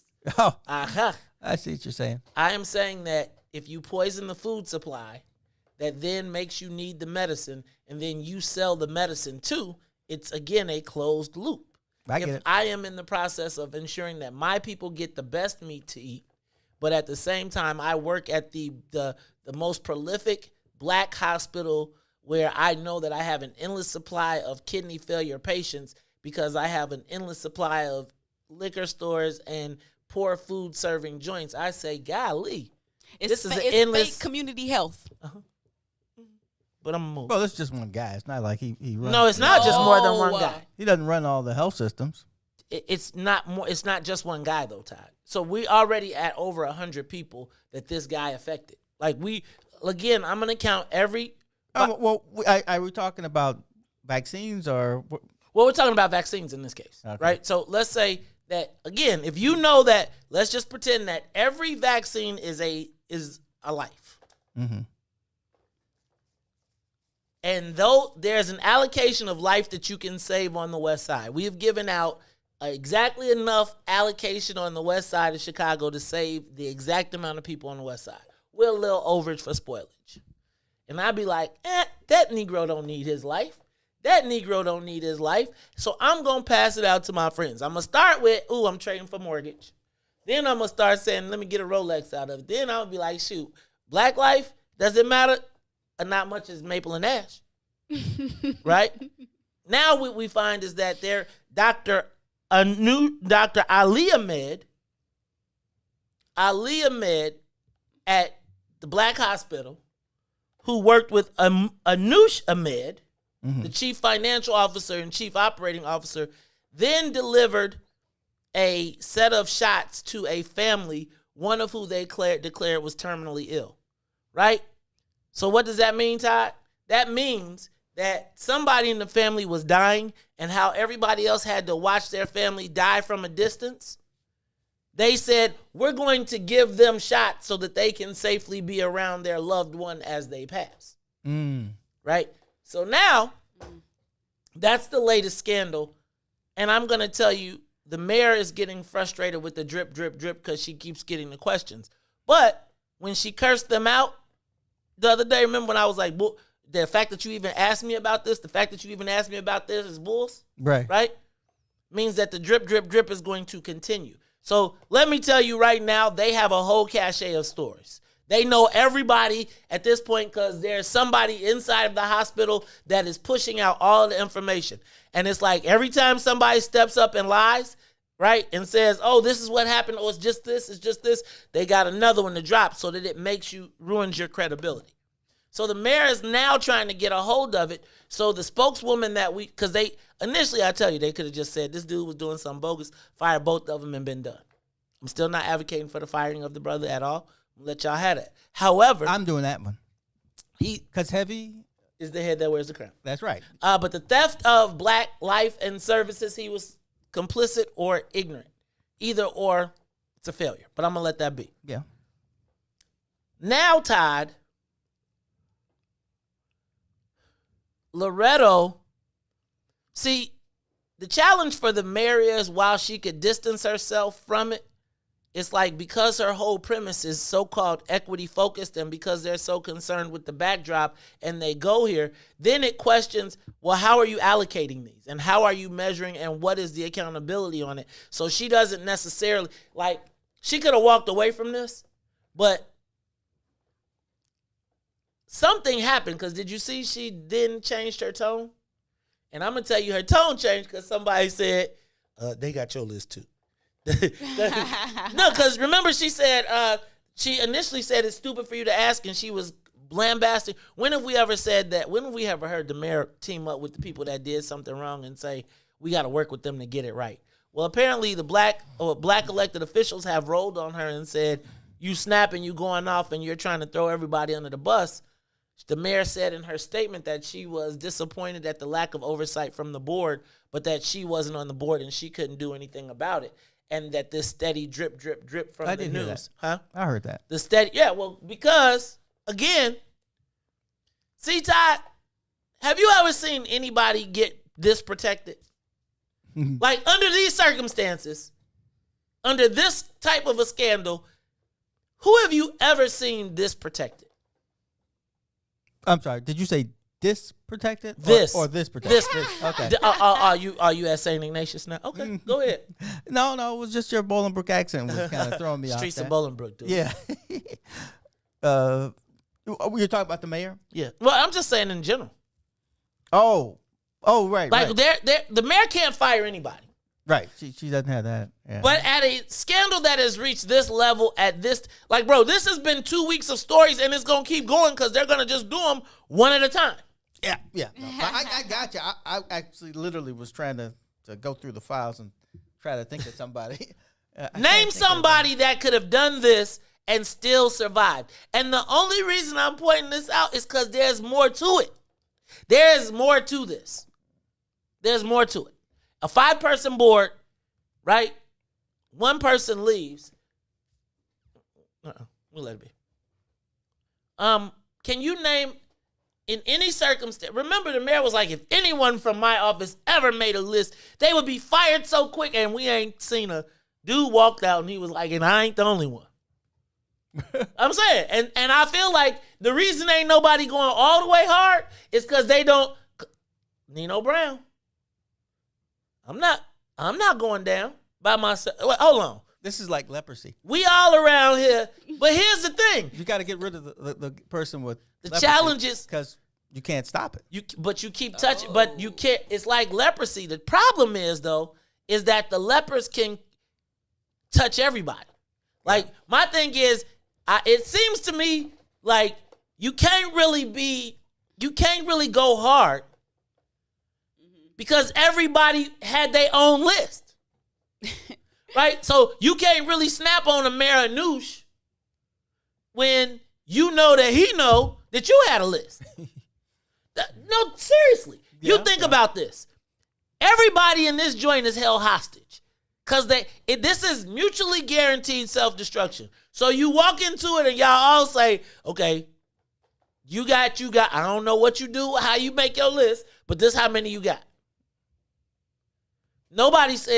Ain't nobody saying Maple and they, I'm just saying, you name a person with a scandal this long that stays besides Mike Madigan. And black. Now, well, you could never. Well, I don't know, but I get what you're saying. Okay, it's just you hadn't said Mike Madigan's name so long. I know you had to throw it out. I am saying though, really, that if you think about it, somebody that gets you 2 weeks of negative publicity doesn't make it in politics. Not they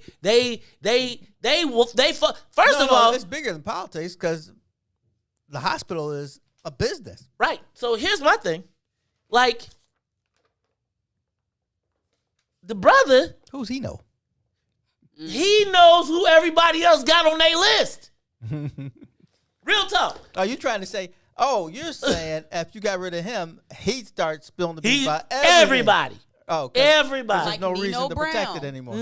Exactly. No, Nino Brown said he's going to spill some bills. Then he got killed, so we don't know if he knew. And so, man, I'm just saying, hey, dog, it's a lot.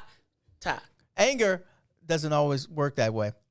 I'm just saying like this. I mean, you say a lot of stuff, but then people are like, dang, he don't know nothing. He was just trying to get us to not put him in that jail.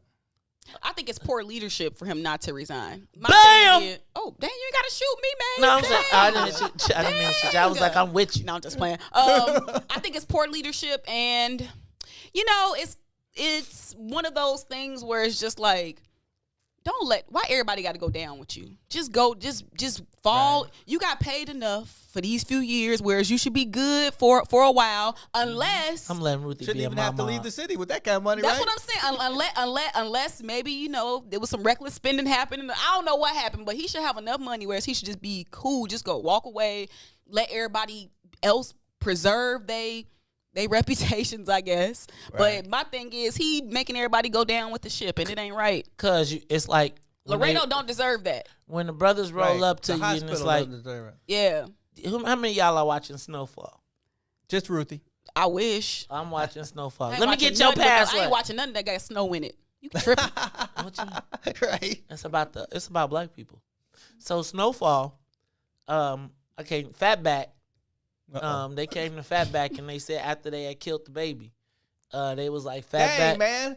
Fatback's a person. Fatback, they said, hey, Fatback, they came to him and they was like, hey, Fatback, the whole mob goes down. We was all in on it. You was there. You got to take it. We'll take care of you. We'll make sure that you straight, your family straight, but you got to wear the jacket for this. This is, and I'm going to tell you, this is the fact that there's no black safety net. Like, if you're a Matagoon, you walk away because you know you walking into a parachute.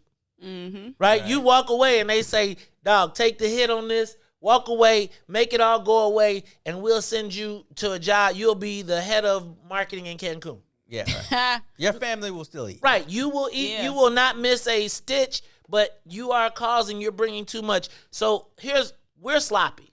And we don't have the infrastructure. Think about how much he getting paid per day. We know how much he was making, right? About roundabout figure. So each day he stay in, he clocking dollars. He getting 2 weeks off though. He getting 2 weeks unpaid vacation. Ooh. I mean, and I'm just gonna tell you that's right. Because when you making $200,000 a month, I bet he probably filed for temporary unemployment or something. Oh, see, that's the black stuff. That's that black stuff. But I will tell you though that it does seem unfortunate. Like immediately, they all should have just took the walk. Like I'm telling you like this. The lawyer comes to you, says, look, cuz, take this, sign this NDA, sign this blah, blah, blah. We go, like when Madigan did it, remember he ran the dude out of the Metro and dude got $800,000. He was like, you don't want me? That's fine. But here's what you got to do. And I just think, as I watch this thing unfold, and it's really driving the mayor crazy, but something is holding her in check. Now, because we know this mayor. It's hope. No, it's not. Let me tell you, it's hope. It's hope what? That they don't find something else? That nobody shares her list? It's kind of like Hope who calls in? No, it's kind of like what Todd was describing earlier is you got to have something to look forward to. So if this pinnacle community-based hospital that's been on the come up if they catastrophically failed this because people are greedy, right? That is exactly what you do. I mean, that just erodes all the trust in the whole system. All the trust is eroded if this one situation is true. If it falls on the mayor's back, like the mayor got a list that say Lori Lightfoot's list, it's gonna be over with. Because Loretto is the pinnacle of what black healthcare in the community possibly could be. But it's now exposing that it's certain people who ain't necessarily from our communities that's getting rich. And it's just blowing up the whole hope that people had for the community on the west side. You know, Ruthie, I would go for that if there wasn't an engine that young. I would. Like, I would go for that. But there's an Anjanette Young. I think it's a little different. I see it differently than you. I see it more. This is all. You cut me off, man. Now I'm saying, Janice, could you tell him to let me finish a statement? Go ahead, Todd. He ain't got nothing to say other than Anjanette Young. But that's all. Who? I forgot. And right? and he said it. I'm gonna cut him off a little later. No, I can't. Dang, I gotta go. But no, I think it's just politics. I didn't have a great statement. You just want to cut me off? I think it's important. I think it's just politics. There's 3 state elected officials at that hospital. She's like, if it's gonna fall, it'll fall on its own weight. I don't want to push it because I don't want them fighting me when I want to do things. I think that is a good piece of it. It's got 2. Now it's got 2. Oh, right, 1 left. I feel you on that piece, and I do think that that's a very relevant component of it. But I think because the mayor made it the centerpiece of her equity in this, and she considers herself a champion in this, the distribution of this vaccine, the stories keep coming out daily. I tell you, when they switched the publicist to Becky Carroll, it's because Becky Carroll has a definitive relationship with the media, and she's pretty cut and dry. You can see the responses. Mm-hmm. I think that the mayor has never been one to concern herself. I would buy that argument if it was someone else but the mayor, right? But she has not shown herself to be one concerned about maintaining relationships with anybody. Now, I think Kim Lightfoot is probably one she probably ain't ready to go with, right? Because Kim will curse you out, but I also think that we know that this mayor is prone to making blustery statements without facts.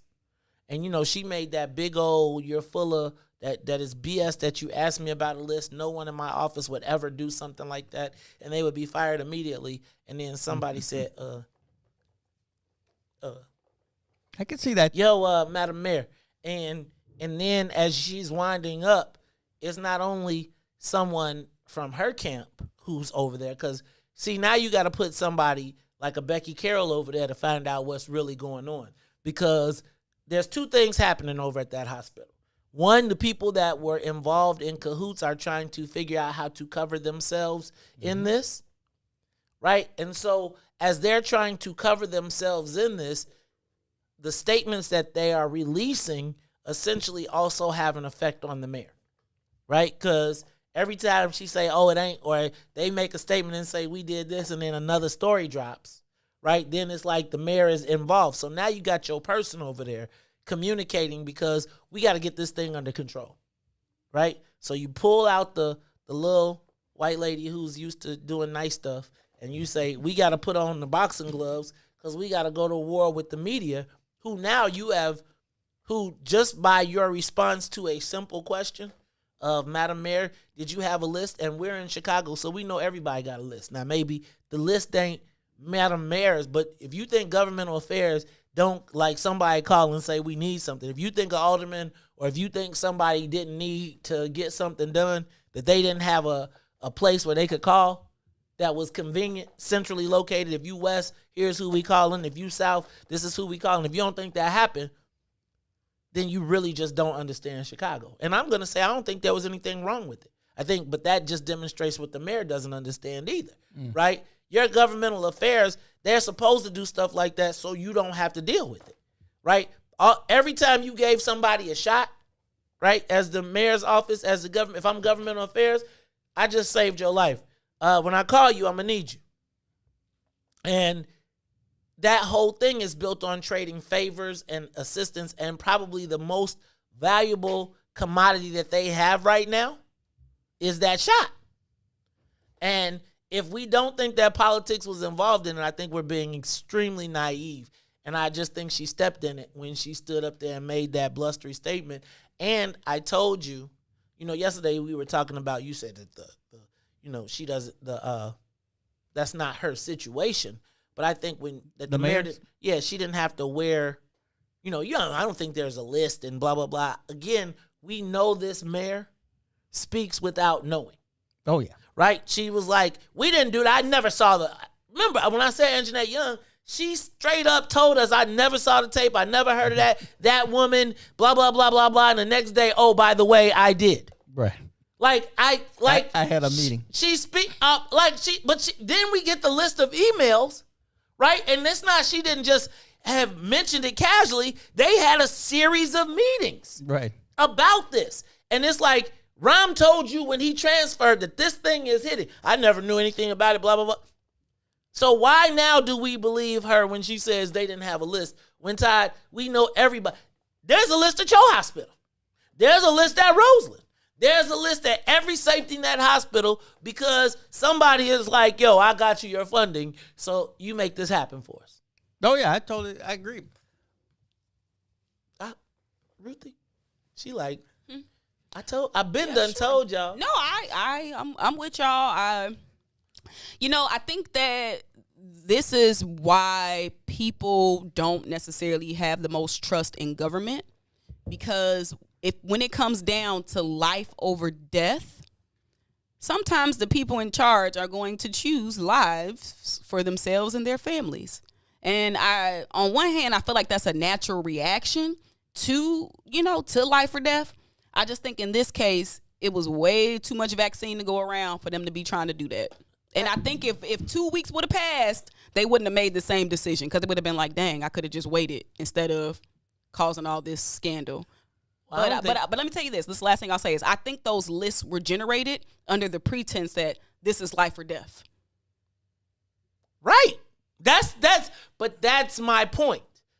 The lists were generated because this was life or death. Mm-hmm. But whose life or death mattered? Because if you knew you were going to be, if this was life and death, and you know that there's a limited allocation, and they said we got to save seniors and blah, blah, blah, and blah, blah, blah first, and if it's life or death, and you say, F they life. F they life. And I just keep seeing I'm sorry, but when our fate is in the head of Dr. Ali Ahmed and Anush Ahmed, and we already know how Wally and Eddie treat us on the corner, it's only an elevated version of it inside of the hospital. Right? Like 100%, yeah. It's only an elevated version. So it's like, it ain't like they just like when you go to the corner store, they feel like they doing you a favor. They feel like they're doing you a favor with your own, and it's not like we paid for those vaccines. We're taxpayers. The people on the west side, that was their allocation. And I just feel like when you could trade their life away for a steak, that just tells you. They was like, those steaks are $160. Well, what's the value of a black life? Less than $160, clearly, to Ahmed. Am I crazy? Hey, we know he's gone. He should have been gone at first. The CEO needs to go too. I'm gonna tell you, because you can't let the people underneath you rob the store. Here's my thing. My thing is now you got to start looking at if he was the chief financial officer and the chief operations officer, now you got to do a full financial audit.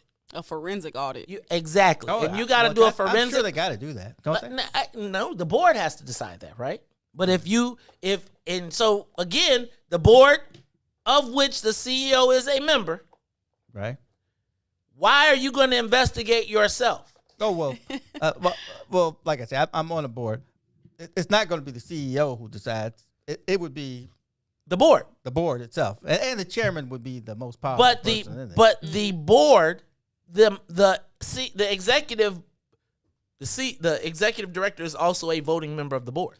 Yeah, but he's only one. So he this is how it generally works. The CEO the chairperson will either show support one way or the other, and then people kind of figure like, hey, you know more than I know. I'm going to go your way. And then we call an executive session, and he gets to be in the executive session where y'all talk about him. No. Wait. He's on the exec board. I mean, he's on the board. Yeah. He's not an exec. He's not the exec.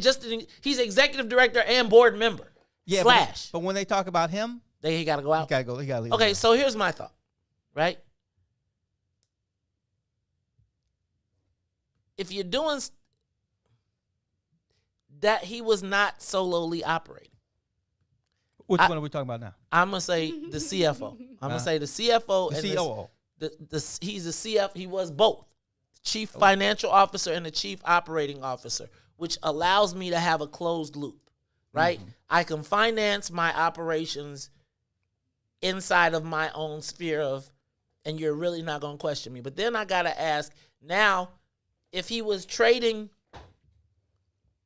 the hospital supplies for personal gain, as Hope told us, I do think it's time for a forensic audit, and we need to look at everything, right? You need to look at what other forms of malfeasance were happening at that location. And I'm surprised that nobody's calling for a full-out investigation.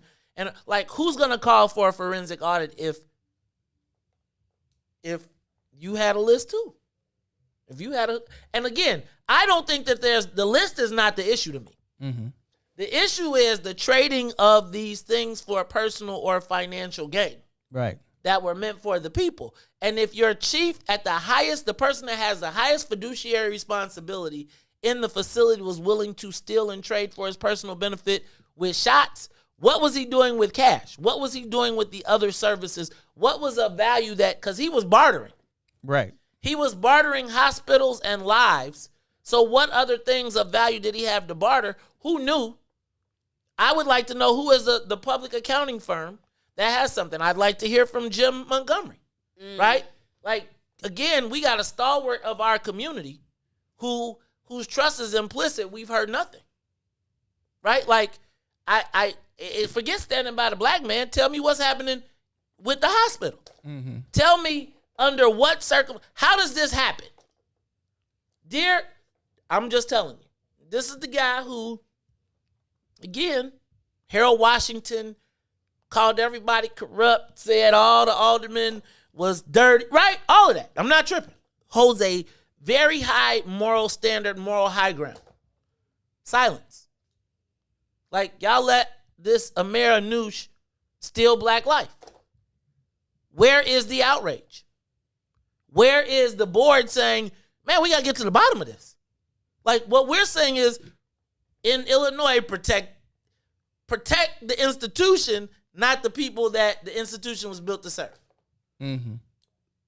Like, and I don't know if our measurement of blackness in this case, and I'm telling you, I'm not tripping on the CEO, but I don't know if our measurement of blackness in this case is to protect the theft of resources from our community. That I don't know is the measure of my blackness in this case. Like, I'm not going to body slam the brother, but I gotta ask, who are the black people? Like, if I saw the white guy that's the chairman of the board. Why does he care what black people get shots or not? My concern is from the black people that were there. What are you doing to protect black people? Right. And in this space, what are you doing to make it right for black people? Because let's not pretend like, again, somebody hired these guys that stole from us. How many have we said, okay, so we got 2 Ahmeds, were they related? Right? And how many other people had this hookup? Like, when does this scandal end? Like, who's doing the investigation? I think people own it. And I think every stone will be turned over because it's one of those situations where it's so much to dissect that you could write about this for some years. You could tweet about it. There are so many different avenues at play for not just journalists and investigative journalists, but in terms of transparency and government. And so if they acting like this with some shots and it's a whole bunch of shots to go out, imagine how they gonna be acting with the respirators when it's only 2. So the average everyday person, this is exactly what creates mistrust in government. And I think Loretto has been working really hard to build up its reputation just as a place that you feel comfortable going. And so now that they're there, like in terms of, take me to Loretto, I think this is truly like just I ain't gonna call it a black eye because, this ain't, this is a purple. Yeah, we go with purple. This is a purple eye, and it's really unfortunate and it's really sad because it's the West Side that's gonna suffer. I think that the silence and the lack of outrage. So when we come back, I got a question. Because, I've been hesitant. I'm not going to say I've been hesitant to talk about this. But who do we protect in these situations? This is still Loretto. Uh-huh. Well, but this is one of those moments where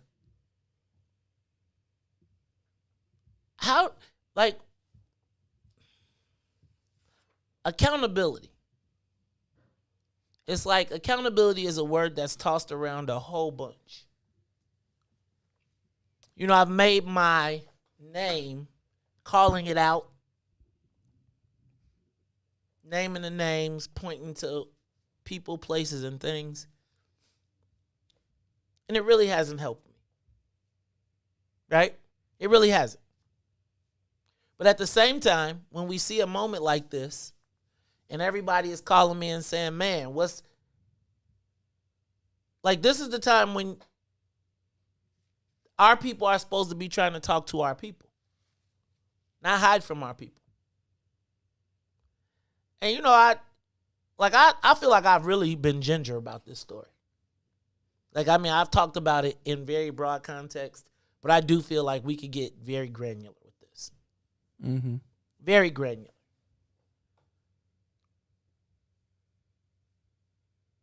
But in the goal of trying to create black unity. But I don't know how it works when trying to create black unity means you have to be silent about black people stealing from black people. Mm-mm. That's kind of the idea of unity. And I always become the bad guy. I have an expectation of white people to steal from us. I don't from black people. Right. And it's moments like this when nobody will say a word, but everybody knows. And then everybody look at me to say the word and then run away when I say the word. It's the Mays Jackson Show. We'll be back. WIFTBPM. My name is Cassandra J. Matz, current Village of Olympia Fields trustee and your candidate for Village President of Olympia Fields. I've been a resident of Olympia Fields for 28 years. I believe in building strategic partnerships, establishing governance boundaries, and have and will continue to dedicate my life's work as a respected and credible voice when it comes to decision making. Olympia Fields has always been a community of familiarity and comfort, and I want to make sure the village stays that way. On Tuesday, April 6th, vote Cassandra J. Matz for your Olympia Fields Village President. Paid for by Citizens for Cassandra J. Matz. What's up, everybody? Welcome to the green side of things. It's your man, Sadiq and Cassiopeia. And we need you to like, comment, and share that thing every Tuesday and Thursday from 1 to 3 p.m. on What's in It for the Black People Media. Hey, sunshines. If you didn't catch the last page in the Book of Dawn, here's what you missed. You found that, but you also, during those times, made a conscious decision to create a base for yourself outside of the Isleys or the great artists that you tour with. And from that, the Mo Fitz Project was born. Can you tell us how and why you did the Mo Fitz Project? Let me tell you something. I had been touring since I was 17. And what happened was your girl Eve was doing different events around town. Mm-hmm. And I remember it was right on 47th Street.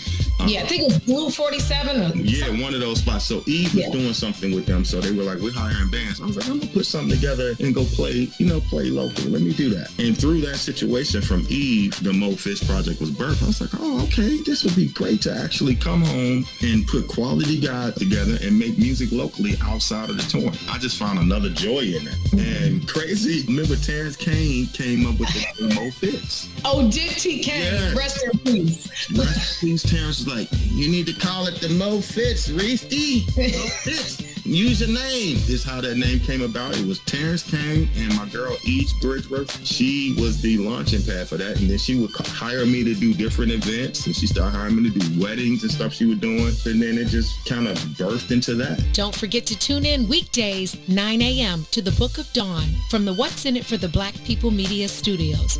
Roll Tide, y'all.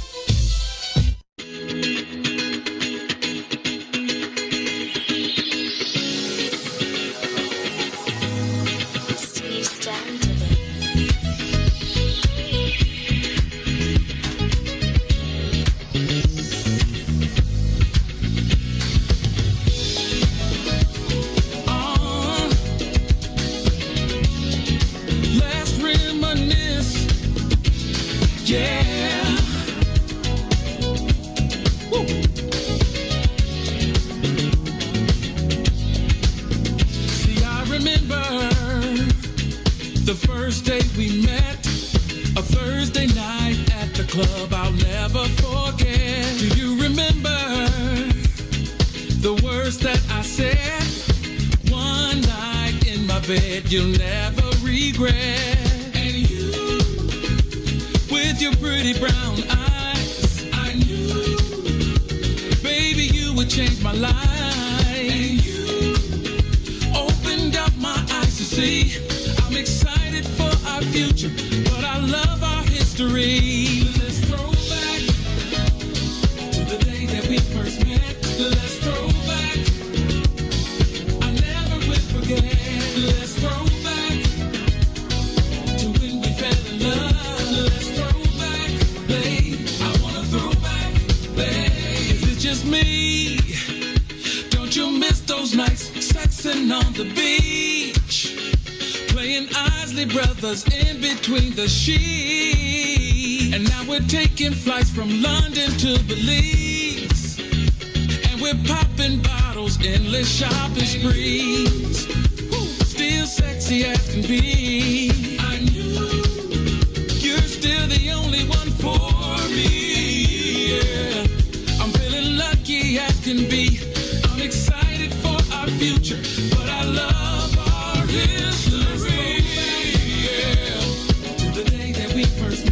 Let's throw back. I really wanna know. Let's throw back. Let's go back. Let's throw back. Let's go. I wanna throw back. Oh, come on now.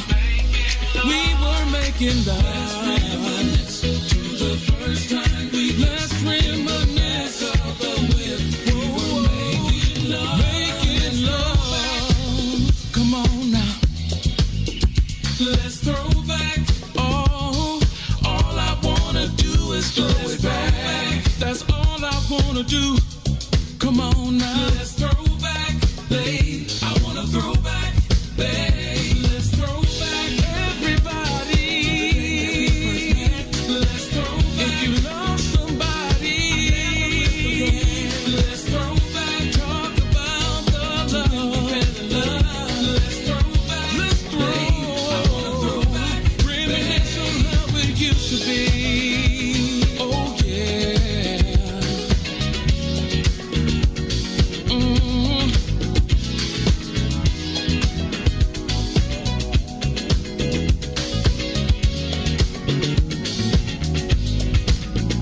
You are listening to the most dangerous show in the morning. This is What's in It for the Black People Radio. Mays Jackson. Mays Jackson, the most vociferous advocate for black people in the world. For Ruthie Moore, for Todd Stroger, I am the host of the Mays Jackson Show, asking every single day, what's in it for the black people? And if you don't like it, you can still tell them Mays said, Mayor Lightfoot, man, we ain't accepting that. We ain't accepting that. Let's go. Yeah. Let's get down to business and go ahead and address the facts, man. Lightfoot seems more lesbian than black. Rahm Emanuel's another case, he was just as tired. 50 closed schools left much to be desired. Police had Anjanette naked on that body cam. They suppressed the footage so it couldn't touch a lot of hands. Reminds me of that 16 shots in that cover-up. Both of them similar, so I went and dug it up. George Floyd killed, a lot of riots happened in the town. Southside burned and they wouldn't let them bridges down. Grandmother sick, need a prescription and plus a couple groceries. You gon' have to travel just to get it now. COVID-19 out here shutting all the business down. Not enough SBA loans to even give around. So many failed businesses that you could put them in the pile. If you don't survive the pandemic, it's gon' sit you down. We sing, dance, play ball, entertain, and crack jokes. Government infested black neighborhoods with crack smoke. System that milked us so bad we got lactose. Still trying to find out what's in it for us black folks. We sing, dance, play ball, entertain, and crack jokes. Government infested black neighborhoods with crack smoke. System that milked us so bad we got lactose. Still trying to find out what's in it for us black folks. Shout out to Willie Wilson, hope one day you get to send it. We need some different players in the game to handle business. Too many shady characters like Madigan and Blago. But when you really break it down, it's typical Chicago. City full of gangsters, it's what the land was built on. Same streets with hood legends DNA get spilled on. Carjackers out here lurking trying to get they steal on. Looking for a block to put them Hellcat wheels on. Let us give bogus appraisals a red line. Car crackers out here getting minimal fair time. And I'm concealed carry, I stay with the pipe. But Illinois gun laws giving minimal rights. Stay up on the swivel, make sure I'm moving tight. Check all of my mirrors when I pull up to the light. Pick my homie up from out of town, man, he caught a flight. He was hella nervous, told him, shorty, this a way of life. We sing, dance, play ball, entertain, and crack jokes. Government infested black neighborhoods with crack smoke. System that milked us so bad we got lactose. Still trying to find out what's in it for us black folks. We sing, dance, play ball, entertain, and crack jokes. Government infested black neighborhoods with crack smoke. System that milked us so bad we got lactose. Still trying to find out what's in it for us black folks.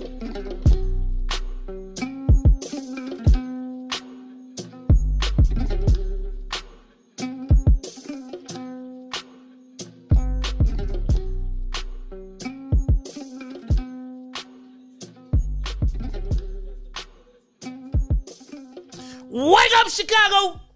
Wake up, world! This is the Maze Jackson Show. I'm your host, Maze Jackson, and I guess I ran my co-host off. Too hard. Stroger bounced out. He was like, "Maze won't let me finish a sentence." You gonna have people believing that? No, I'm telling you, they be over on. I'm gonna tell you, I be seeing Martha and them. They be over there riding. They be going hard. Maze won't never let Todd finish a sentence. That's because Todd be talking crazy. It's all right, though. Ruthie, I'm going to tell you made my week. Why? What'd I say? You came back. And then you started acting funny. We was all like, Ruthie, she's back. You was like, what up? You know I got to get adjusted to this time. Hey, man. I don't be waking up talking. Okay. It's going to take me a good 5 days to get adjusted. Ruthie. This day number 2. Ruthie. Don't nobody got no time for you to be running around here with no sleep attitude. You better wake it up. A sleep attitude? Yes. You're right. You be coming around. Attitude. Yes. You be like. That is funny. Did you make that up? That's good. The sleep attitude. I bet you be having hungry attitudes if you're hungry. I don't even really get hungry. When do you get an attitude? All the time. Just say something wrong. Look at me wrong. My attitudes, I'm persnickety. Like, I got a real funny kind of way of coming up with attitudes. It's like, it's little things that set me off. It's not big stuff. It's little it's things that bother me the most are like when I feel like I'm considerate or I think I be looking out and it's like you don't. When you don't get reciprocity. Reciprocity, or not even reciprocity, just acknowledging that this ain't like, everybody ain't just doing this. Right? And I think oftentimes my willingness to compensate for people, or not overcompensate, but to step up, and if I don't feel like it's reciprocated, then I get kind of salty. But beyond that, and I get an attitude when people be like, Maze Jackson, when they owe me money, and then they start talking crazy on Facebook. Right? It's like, you got an attitude with me, but you owe me money. Like, how do you get it? I get an attitude when people get an attitude with me and they owe me money. Right? You don't call me and be like, could you help me? And then I help you, and then you be like, now you mad. Maybe that's so they don't got to pay you back. Can I tell you something? Keep that little money. Right? Like, I'm not lending it to you if I didn't think you was getting it. If you was going to pay me back. Most of the times when somebody calls me to borrow some money or something, if they in a jam, they probably ain't had a plan in the first place. That's how they got in the jam. That's what they say. Right? So if you ain't got a plan to get out the jam, don't call me and say, can I borrow? Just be like, don't tell me about the sob story. Just be like, whatever. So anyway, those type of things get me mad. I get mad when I see people sneak dissing. But then I'll be like, oh, you sensitive, huh? I hurt your feelings. Don't cry. Oh, baby, you'd be okay. All right, it's the Maze Jackson Show. Ruthie, we were talking, what were we talking about? The vaccine? Oh, we was talking about the mayor and the vaccine. Did we talk about what the city should do with $1.85 billion? So, check this out. The city of Chicago is in line to get $1.85 billion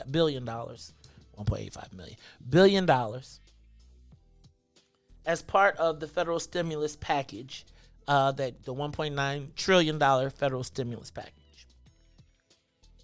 Now, $1.8 billion is a lot of money. As a matter of fact, it's almost the amount of money that the mayor put into our last 2 property tax increases. And I don't know if you recall, but Ed Burke, when the budget passed, was suggesting to her that she not pass this budget and put this permanent property tax on Chicago residents, but wait for the federal stimulus money to come. She told him succinctly, she slapped him down, sat him in his chair, and the budget went on to pass in one of the closest budget votes ever that I've seen in my lifetime, but yet it still passed. And now, as he predicted, the federal government will be able to plug that hole, but the mayor has told, and the mayor has told aldermen, do not get excited about the federal stimulus money and how we're going to spend it, because we're not going to spend it just wildly. And I'll give you a package in July of how I plan to spend the money. Now, the aldermen are upset because they're like, the last time you had $800 million, you gave 3/4 of it to the police for overtime, and the city still burned. And so I don't know if people feel like the mayor makes these decisions in a vacuum.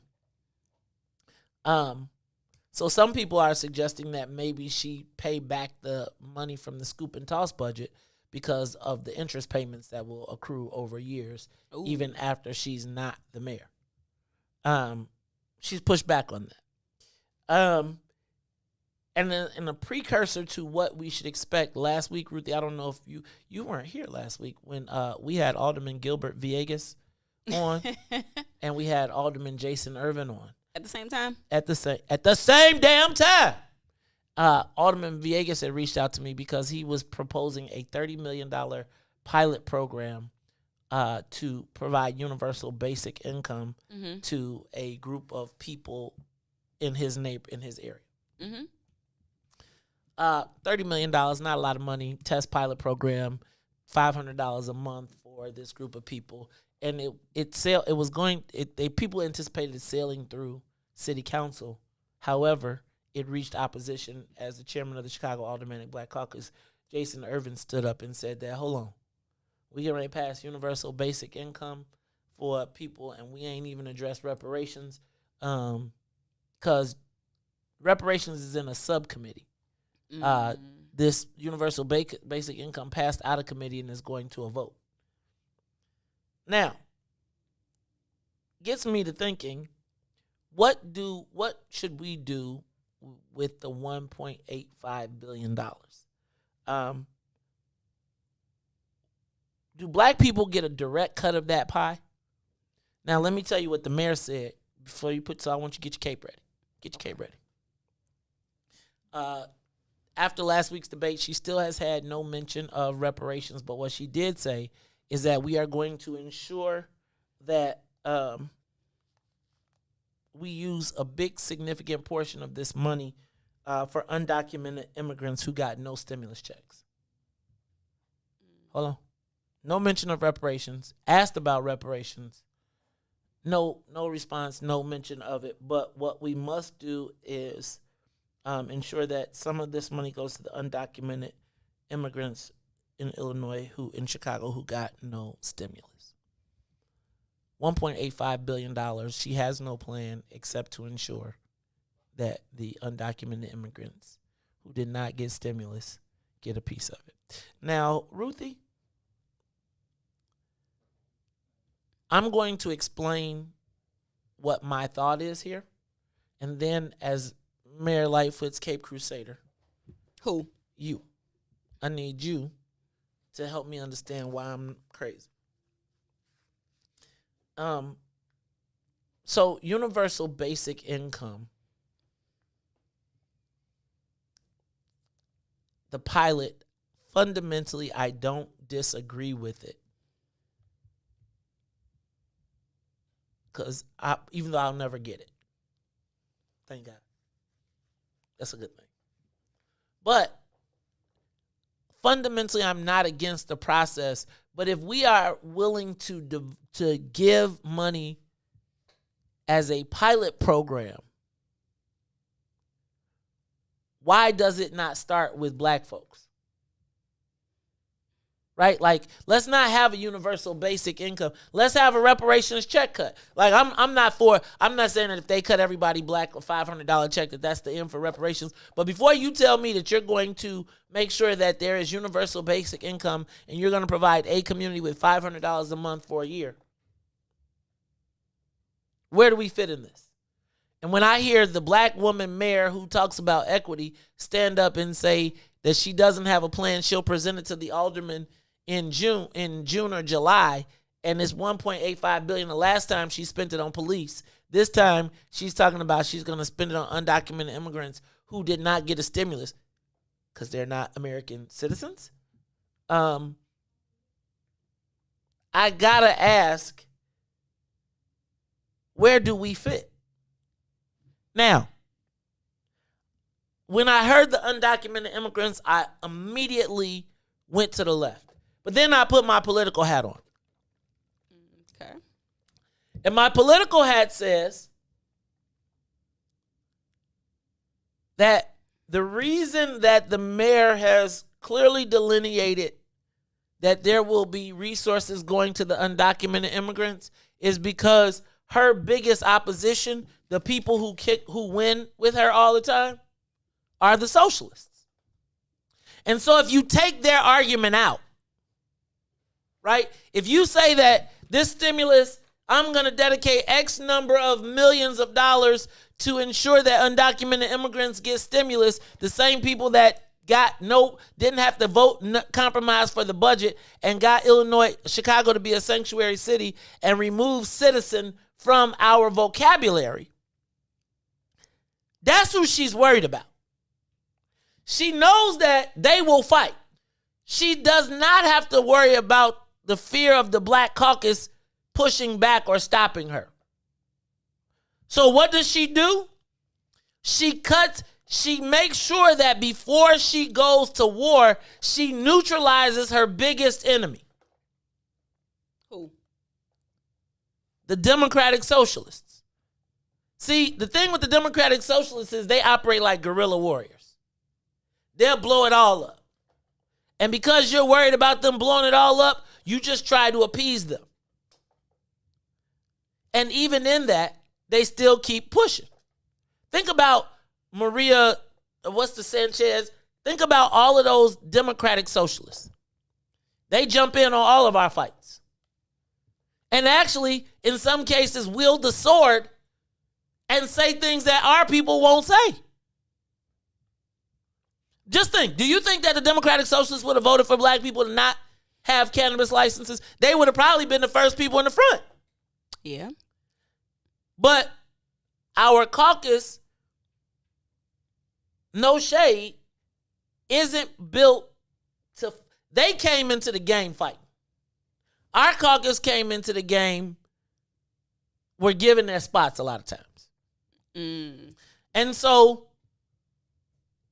the socialists are like, man, we had to fight to get here.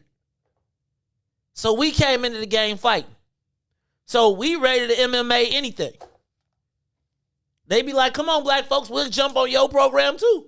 We'll fight. That's where you see Byron Cincho Lopez, even though he compromised the people out of Barbara Jean Wright courts, be the first one to jump on board. Man, with the black people, we must help them.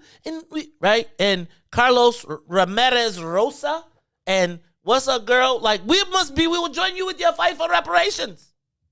Andre Vasquez sits on our reparations committee, subcommittee. So what the mayor has to do is take where you know that the squeaky wheel is going to be. Squeaky wheel, I'm not going to address nobody but you up front. I don't know what I'm going to do with $1.85 million, but I am going to give some to the undocumented immigrants. What do we do with $1.85 million, and what's the black cut? I think we got to be clear in our ask. Kind of like what you said, the Democratic Socialists, they coming in telling you what they want, and they're pretty clear in their asks. And part of it is because some of the asks are still seem to be politically extreme in the eyes of some people. It's easier to make those extreme asks in today's society. So you ask for a universal basic income, which is being piloted across the country. It's been a part of the national lexicon like for a minute now. And so I do think it is time to pilot some of these programs. So you got to understand, for me, to watch them pilot I'm with you. universal basic income and not even mention reparations, right? Which is essentially reparations for poor white folks from last week, not the people that you done been doing for the last 50 years. And it's like the story that makes everybody feel good, because the white folks envision themselves as immigrants and their family they don't envision themselves as being slaves. So when they tell the story, they be like, oh, I was an immigrant that came here, and they be like, see, you hard-working people too. Now, it wasn't nobody harder working than us. How about that? Who making the ass? The Democratic Socialists. And it was funny to watch. Listen, I'm not even gonna say it's funny to watch. It's actually kind of sad to watch. Like that, with $1.85 billion, all the talk of equity, we're gonna get boxed out. Now,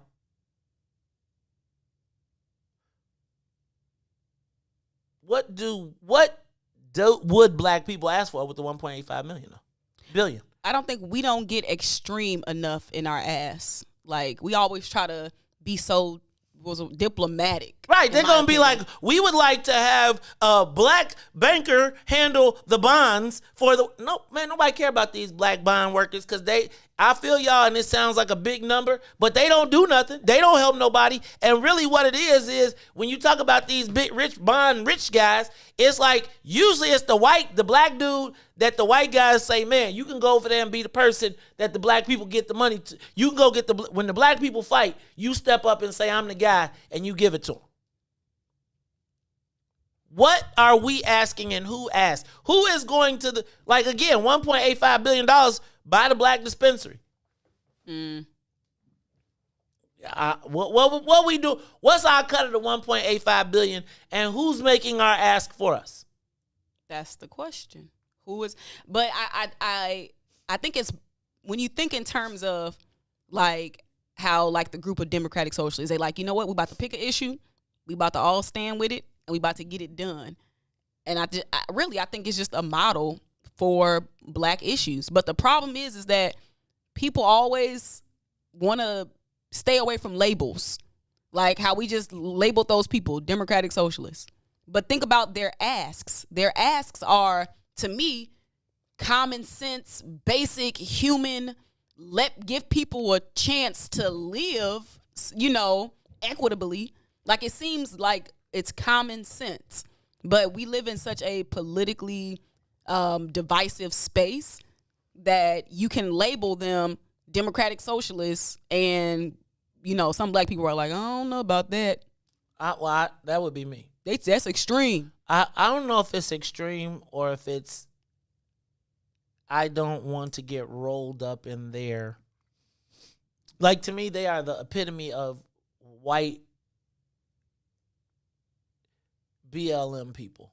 It's a national. It's actually it's a global movement. I see it. I mean, I'm starting to recognize it, and while I don't particularly ascribe to that concept, I would say the fact of the matter is, to me, they are actually getting stuff because they're speaking to the heart of what people need.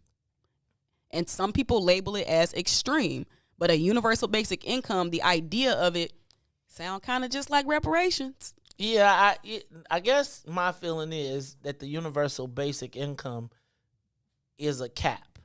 And maybe I don't understand it, so I'll have to understand that, and maybe we'll have to do something. But you got to understand, Ruthie, I got to figure out, how do I get past my anger at the system? How do I get past my attempt to compromise with the system and my attempt to move the ball forward for our people, right? Not my burden to move. I have self-appointed myself to be a person that feels like I want to move the ball. I don't purport to speak for black folks, but I like this whole Loretto thing. It's bothering me. This Loretto thing is bothering me is because, real talk, we're in charge. I'm not trying to be funny.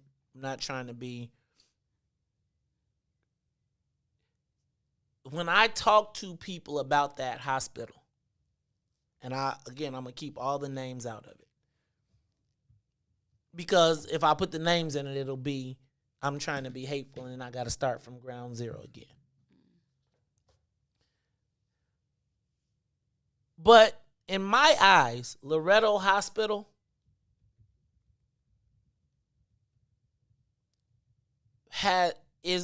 was our hospital. Like it's a hospital where, like, kind of like how Todd's hospital is not, this one is clearly, when you call certain people, when you call legislators, they be like, this is such and such as hospital. Like, period. And I think we have such little corporate wealth, and because all of our success tends to be wrapped around government and politics, it seems to me that our politicians often mistake their positions, black ones specifically,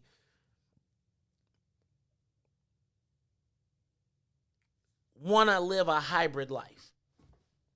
So they want the power of being an elected official, but they want to utilize the institutions as their personal playgrounds, as if I was the CEO of the hospital or the CEO of this. I have dominion over this. I don't have dominion over my own private stuff, my own private business, but because I control funds, I have dominion over this space, and I am going to operate with my dominion over this public institution as though it is private. I don't think that's a problem. I think the problem is when you pillage it. Like, don't just grossly pillage it. Because you know how you always talk about how black elected officials ain't got no safety nets. Like, if they ain't got these political purse strings to trade for something that they can benefit for their own life, it's like, where's the safety net? So I think it's a larger system at play, and oftentimes we do each other in because we don't have that larger safety net of, okay, if I lose my elected official position today, what do I have to fall back on so that me and my family can sustain our lifestyle? But can you do that off the backs of the lives of the people that you traded? That has been the history of blackness in politics a lot. Like, I'm not saying it happened because we ain't brokered through the church no more, but who's brokering our politics? And it's just too many self-interest instead of collective interest. And my thing is, I don't mind people having a list. I don't mind you getting kickbacks. I don't mind none of that. But don't be grossly egregious with it. That's the problem. People take it too far. See, but I think that the challenge with people taking it too far is their comparison is the private industry, right? So again, you don't have the luxury. I'm not tripping, but you got to understand the perception of the connotation of Cayman Islands.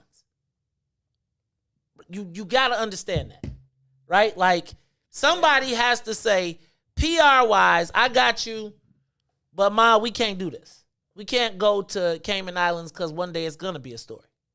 And then somebody's going to go try and find the receipts of what you did while you was there, who paid for. And so here's my challenge. I could have broke this story 3 million kinds of ways. But I have tremendous hope that we are moving in the right direction.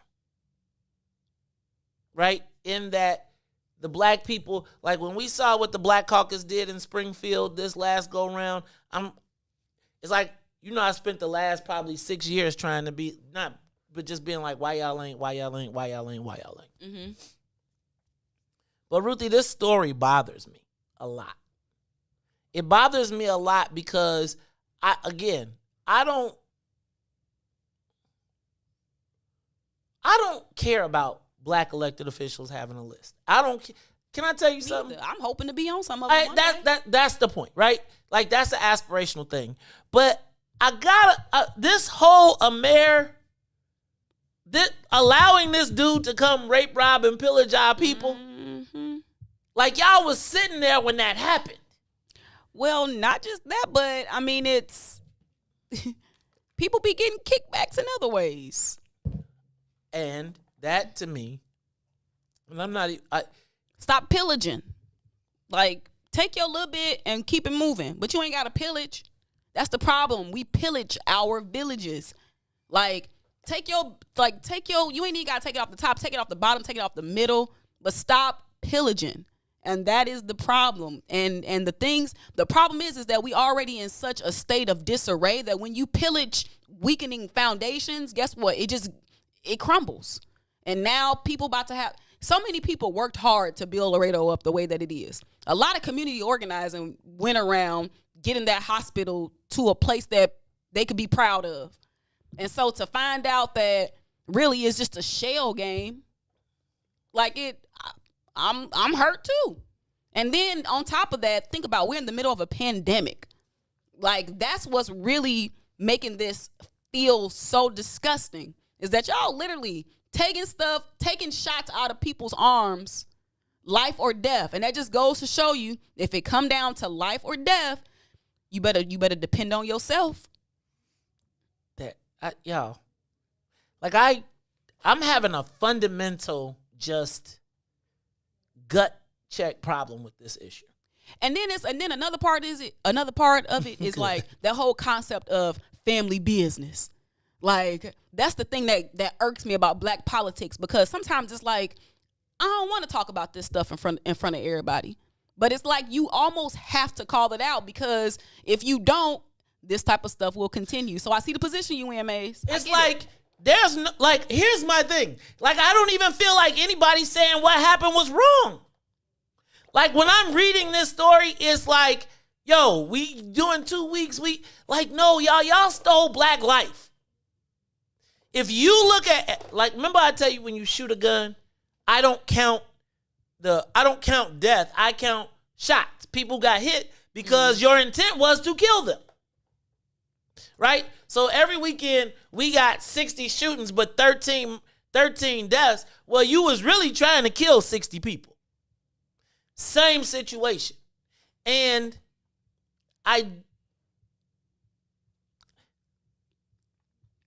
it's like we smile and everybody is up.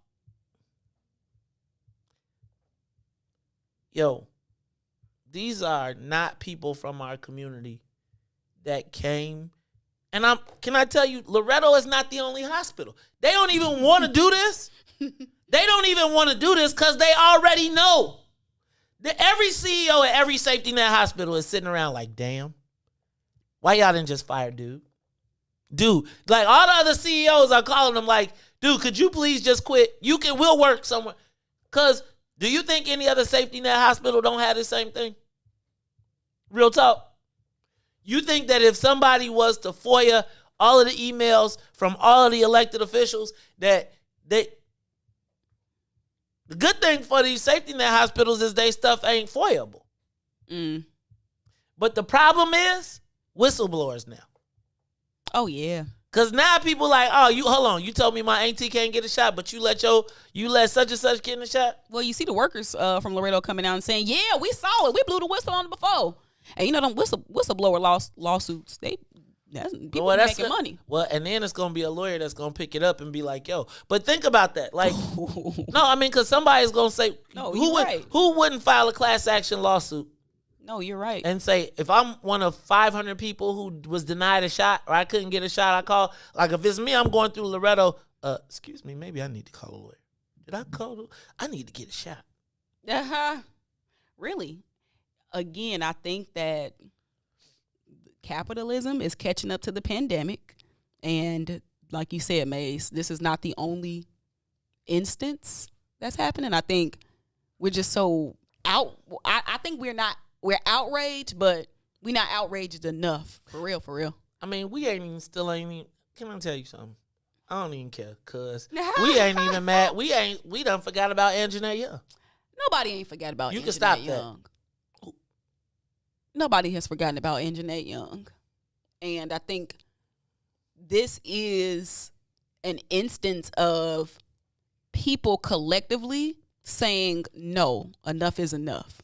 No, this is not the people. This is the press. But okay, press so is gonna start driving it to people. That's what I'm saying. Like, what's the line between the press and the people? Like, sometimes that is kind of one and the same. Sometimes they can determine. Okay, it does depend on the what they trying to spin and probably who in power and who they like and blah blah blah. But I think nowadays people are looking for reasons to pick apart the quote unquote system.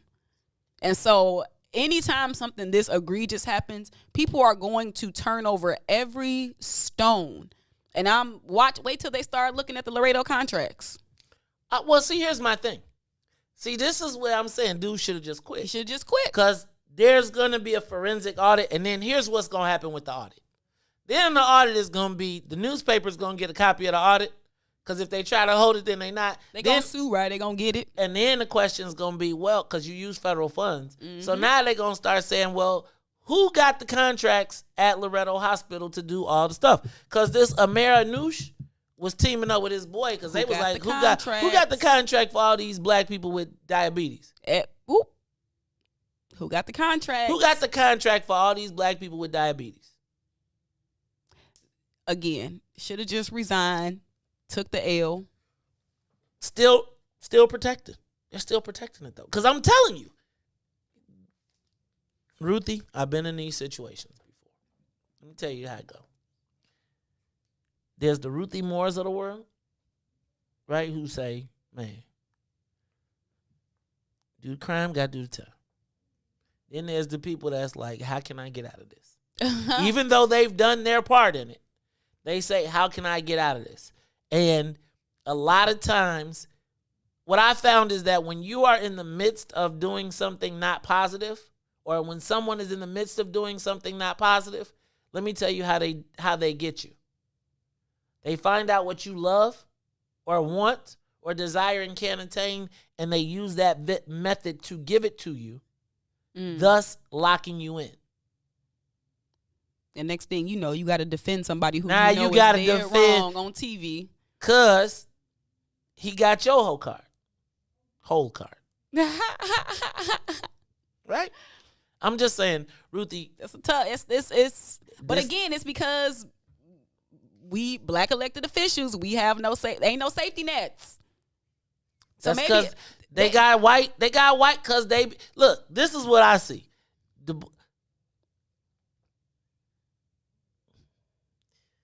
If y'all make this, there's a cycle here. There you go. If you make black people and you make black people wealthy, and I would just say, like, if I'm looking at Loretto Hospital, I would hope that Loretto Hospital should have every black medical transport company, every black medical supply company. And if I see Amir, Anush, and Ahmed and all of them, y'all have failed. Like, there's no purpose of having that hospital and nobody black did economically well.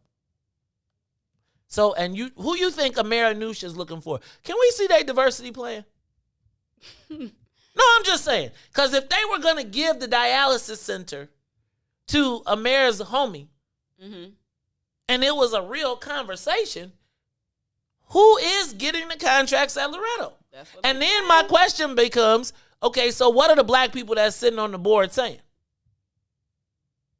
Now, much love to all of the people on the board.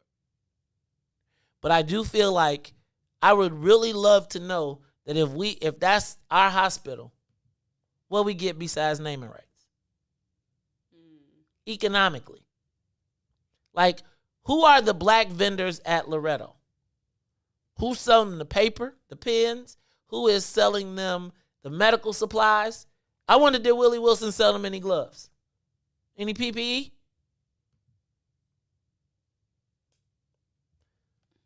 Our resources are nothing but a place for white people to rape, rob, and pillage.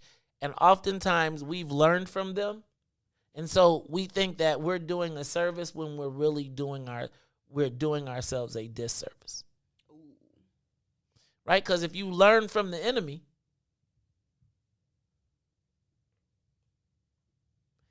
white people got the access. They got the money. They got the capital to do and provide. I said this all the time. Ain't no black person telling you to go to Grand Cayman Islands because it's about 6 that been. We going to Jamaica. Right? But there's a moment, especially I'm going to tell you, for elected officials when you see them lobbyists living that life. And somewhere in there, there's some lobbyists too. I'm going to let it be though, because... Don't worry, you can let it be, but there are many, many, many people, investigative journalists that are chomping at the bit to uncover more about Loretto. You know, and it's people that's going to suffer. It's the West Side. But again, and the West Side will suffer, and then Mays will suffer again because they will be like, I didn't steal nothing. Right? I didn't. But how dare he gonna be talking about we gotta stick together, and we always gotta stick together to protect somebody else's malfeasance. All you gotta do is just turn on the TV and you ain't gotta listen to Mays say it. It's on every news outlet. But that to me, Ruthie, is like why we gotta be able to tell our own story. Right? Like, think about us covering this Loretto story and I'm just saying. It would be this is family business.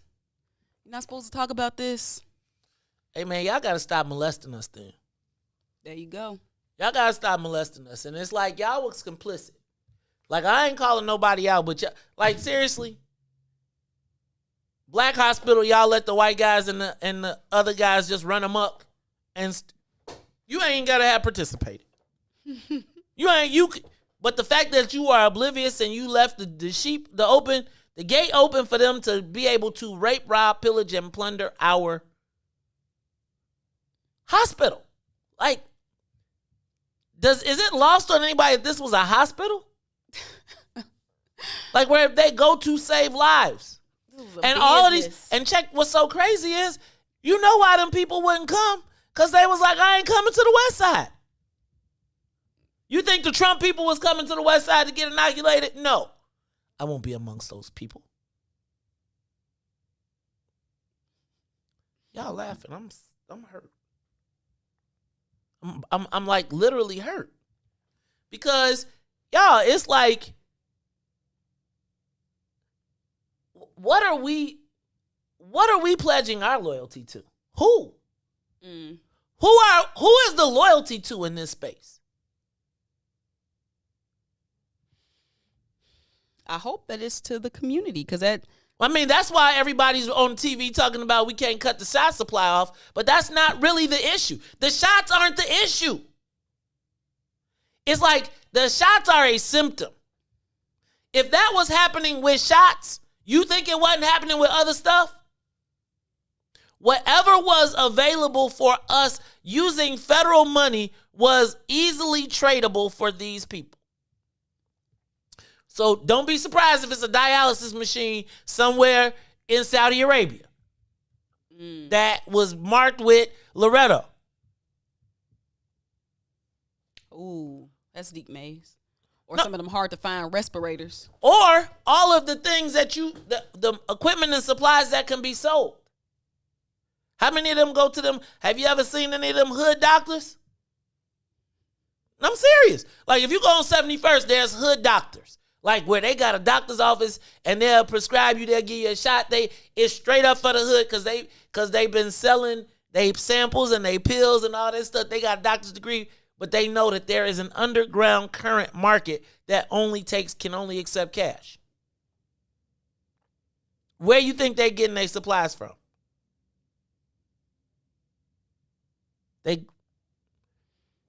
That's deep.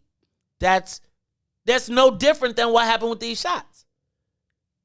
So when you talk about how much of the PPE supply that they got, how much of that went somewhere else? If I could order 1 million and nobody is oversight, I could take a quarter of that and send it somewhere. We got a black board or a black majority board. What does the contracting look like there? Like, who is concerned about what else this guy did? Or do we not want to know? I think people are concerned about it. No, I'm talking about the people who were charged with overseeing it. Oh, no, come on now. No. Those are not the people. That's why it has gotten out of their control. If they would have controlled it, like, okay, do the right thing, y'all, but they didn't control it. So now people are like, okay, now we won't even trust y'all. So we about to go outside of y'all and we about to find out what y'all did. Ruthie, I was the president of the board of a federally qualified health clinic. Right?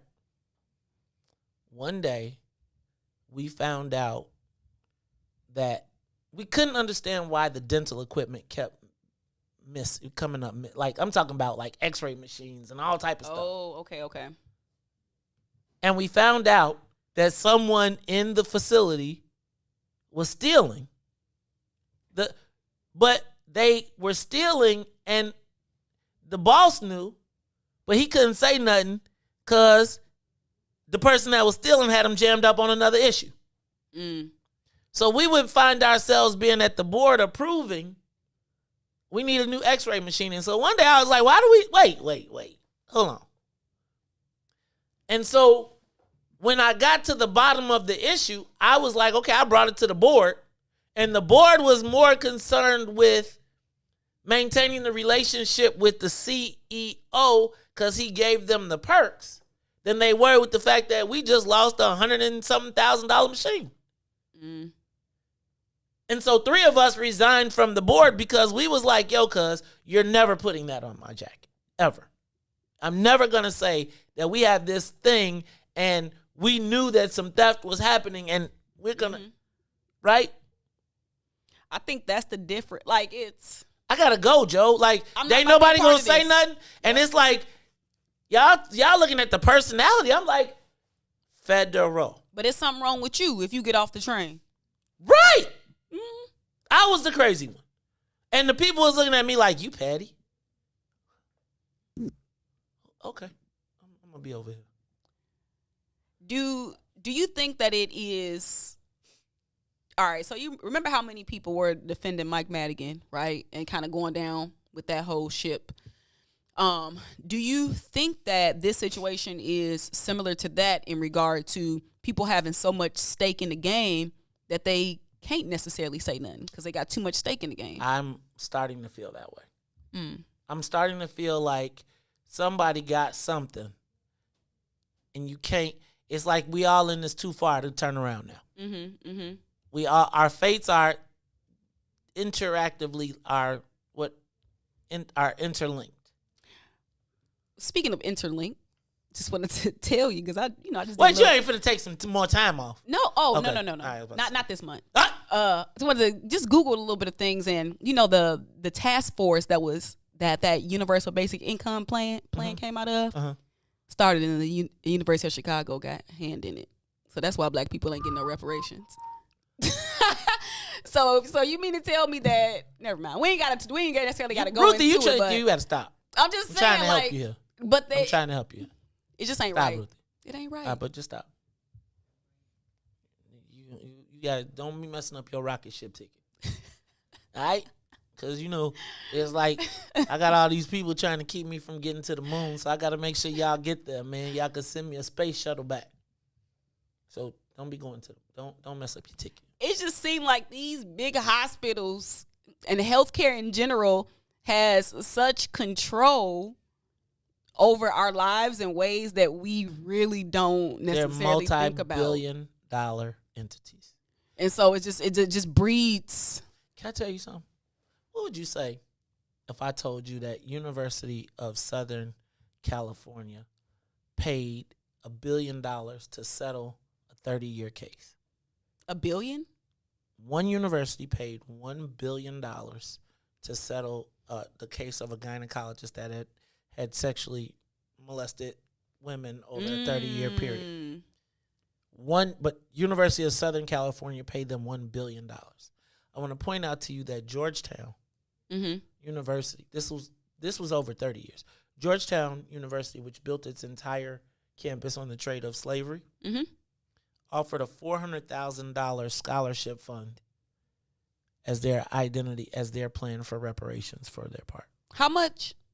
$400,000. Funny. Sort of like Evanston to me, right? Oh, you're not really feeling the reparations thing up there? It's not. Stop calling it reparations. What you call it? Housing? Housing. A housing plan. Now, Ruthie, but the thing that was so striking to me was that this 30-year process, white women were awarded $1 billion from one university. Now, imagine all the multi-billion-dollar universities in California.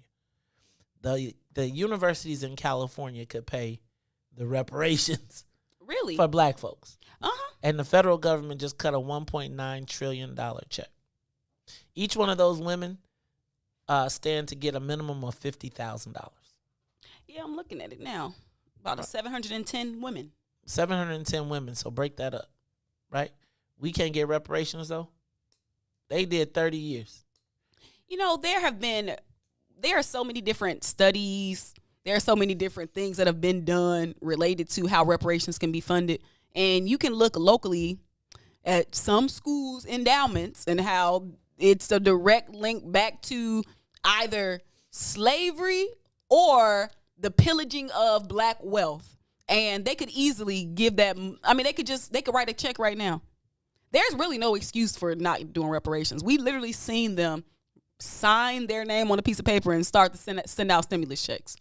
Like, there's no reason not to have reparations for black people. Like, none. The only reason is because they don't want to. That's it. We got Joe now. Man. Uncle Joe and Kamala. If Kamala got us. I do still think black people are getting closer, though. I think we're getting closer. We're getting closer. Because the first thing you got to do is I think the Asians going to beat us to it, though. Ooh. They going to get it again. They gonna lap us. Because, our joint is getting drowned out right now. Yeah. What if... So, okay. We should team up with the Asians, you think? You see how it's more palatable to give out money but not call it reparations? Like, we can call it... Housing. The housing. Or we can call it universal basic income. Or we can call it a stimulus check. But as soon as you say reparations for black people... It'd be like, F them nins. They don't need that. Right. So maybe we got to just call it something else. Call it something else? Mm-hmm. Give me my gat dick. Hey, y'all. I'm going to tell y'all, this has been the Maze Jackson Show. I'm your, you know what else, Ruthie? I printed out this story of the Chicago pot giant at center of federal probe. This story, We're gonna come back to with this. the plants they was transporting and all that. That's the same company. Okay. But this is the tangled web that we weave. This is a lesson in the 48 laws of power. The whole time that we were trying to get cannabis legalized, we operated from the standpoint of why it's good for the people. But this article shows that when you really want to be successful, one of the 48 laws power says, do not argue with people's sense of altruism. Show them why what you're asking for benefits them. This article breaks down how all of the government people in this process benefited from turning a multi-billion-dollar company into another multi. You mean how the government people? That's what you just said, right? Yep, the people who we saw throughout the unfairness of the cannabis licensing situation.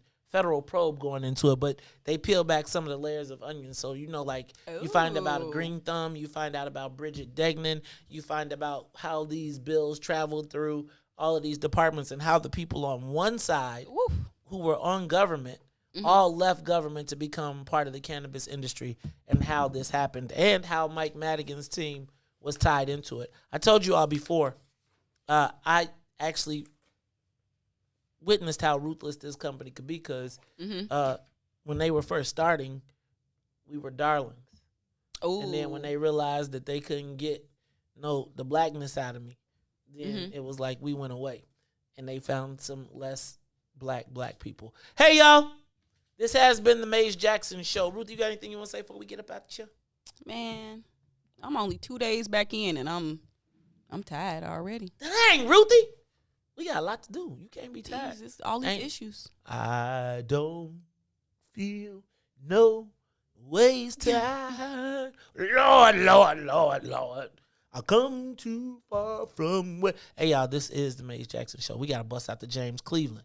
Because you can't be talking about, you got to say, I feel no ways tired. That's what the, I'm sorry, what the no ways tired. tired. I don't feel no ways. That's the Slave song, though. Because it was like, if you tired. Whoosh. And did you know cracker? Did you know cracker is not an insult? Did you know cracker was the whip cracker? Oh. I'm like, damn. Is that where that came from? Yes. And I thought it was. I did too. I thought we had a diss. Now they be walking around like, yep, cracker. I'll cracker you. All right, y'all. This has been the Maze Jackson Show. So for Maze and no Sonia, but Sonia y'all pray for, and Ruthie and Todd, I am the host of the Maze Jackson Show, asking every single day, what's in it for the black people? And if you don't like it, you can still tell them. Maze said, we out of here. Peace. Stay tuned for the Book of Dawn. WIFTBPN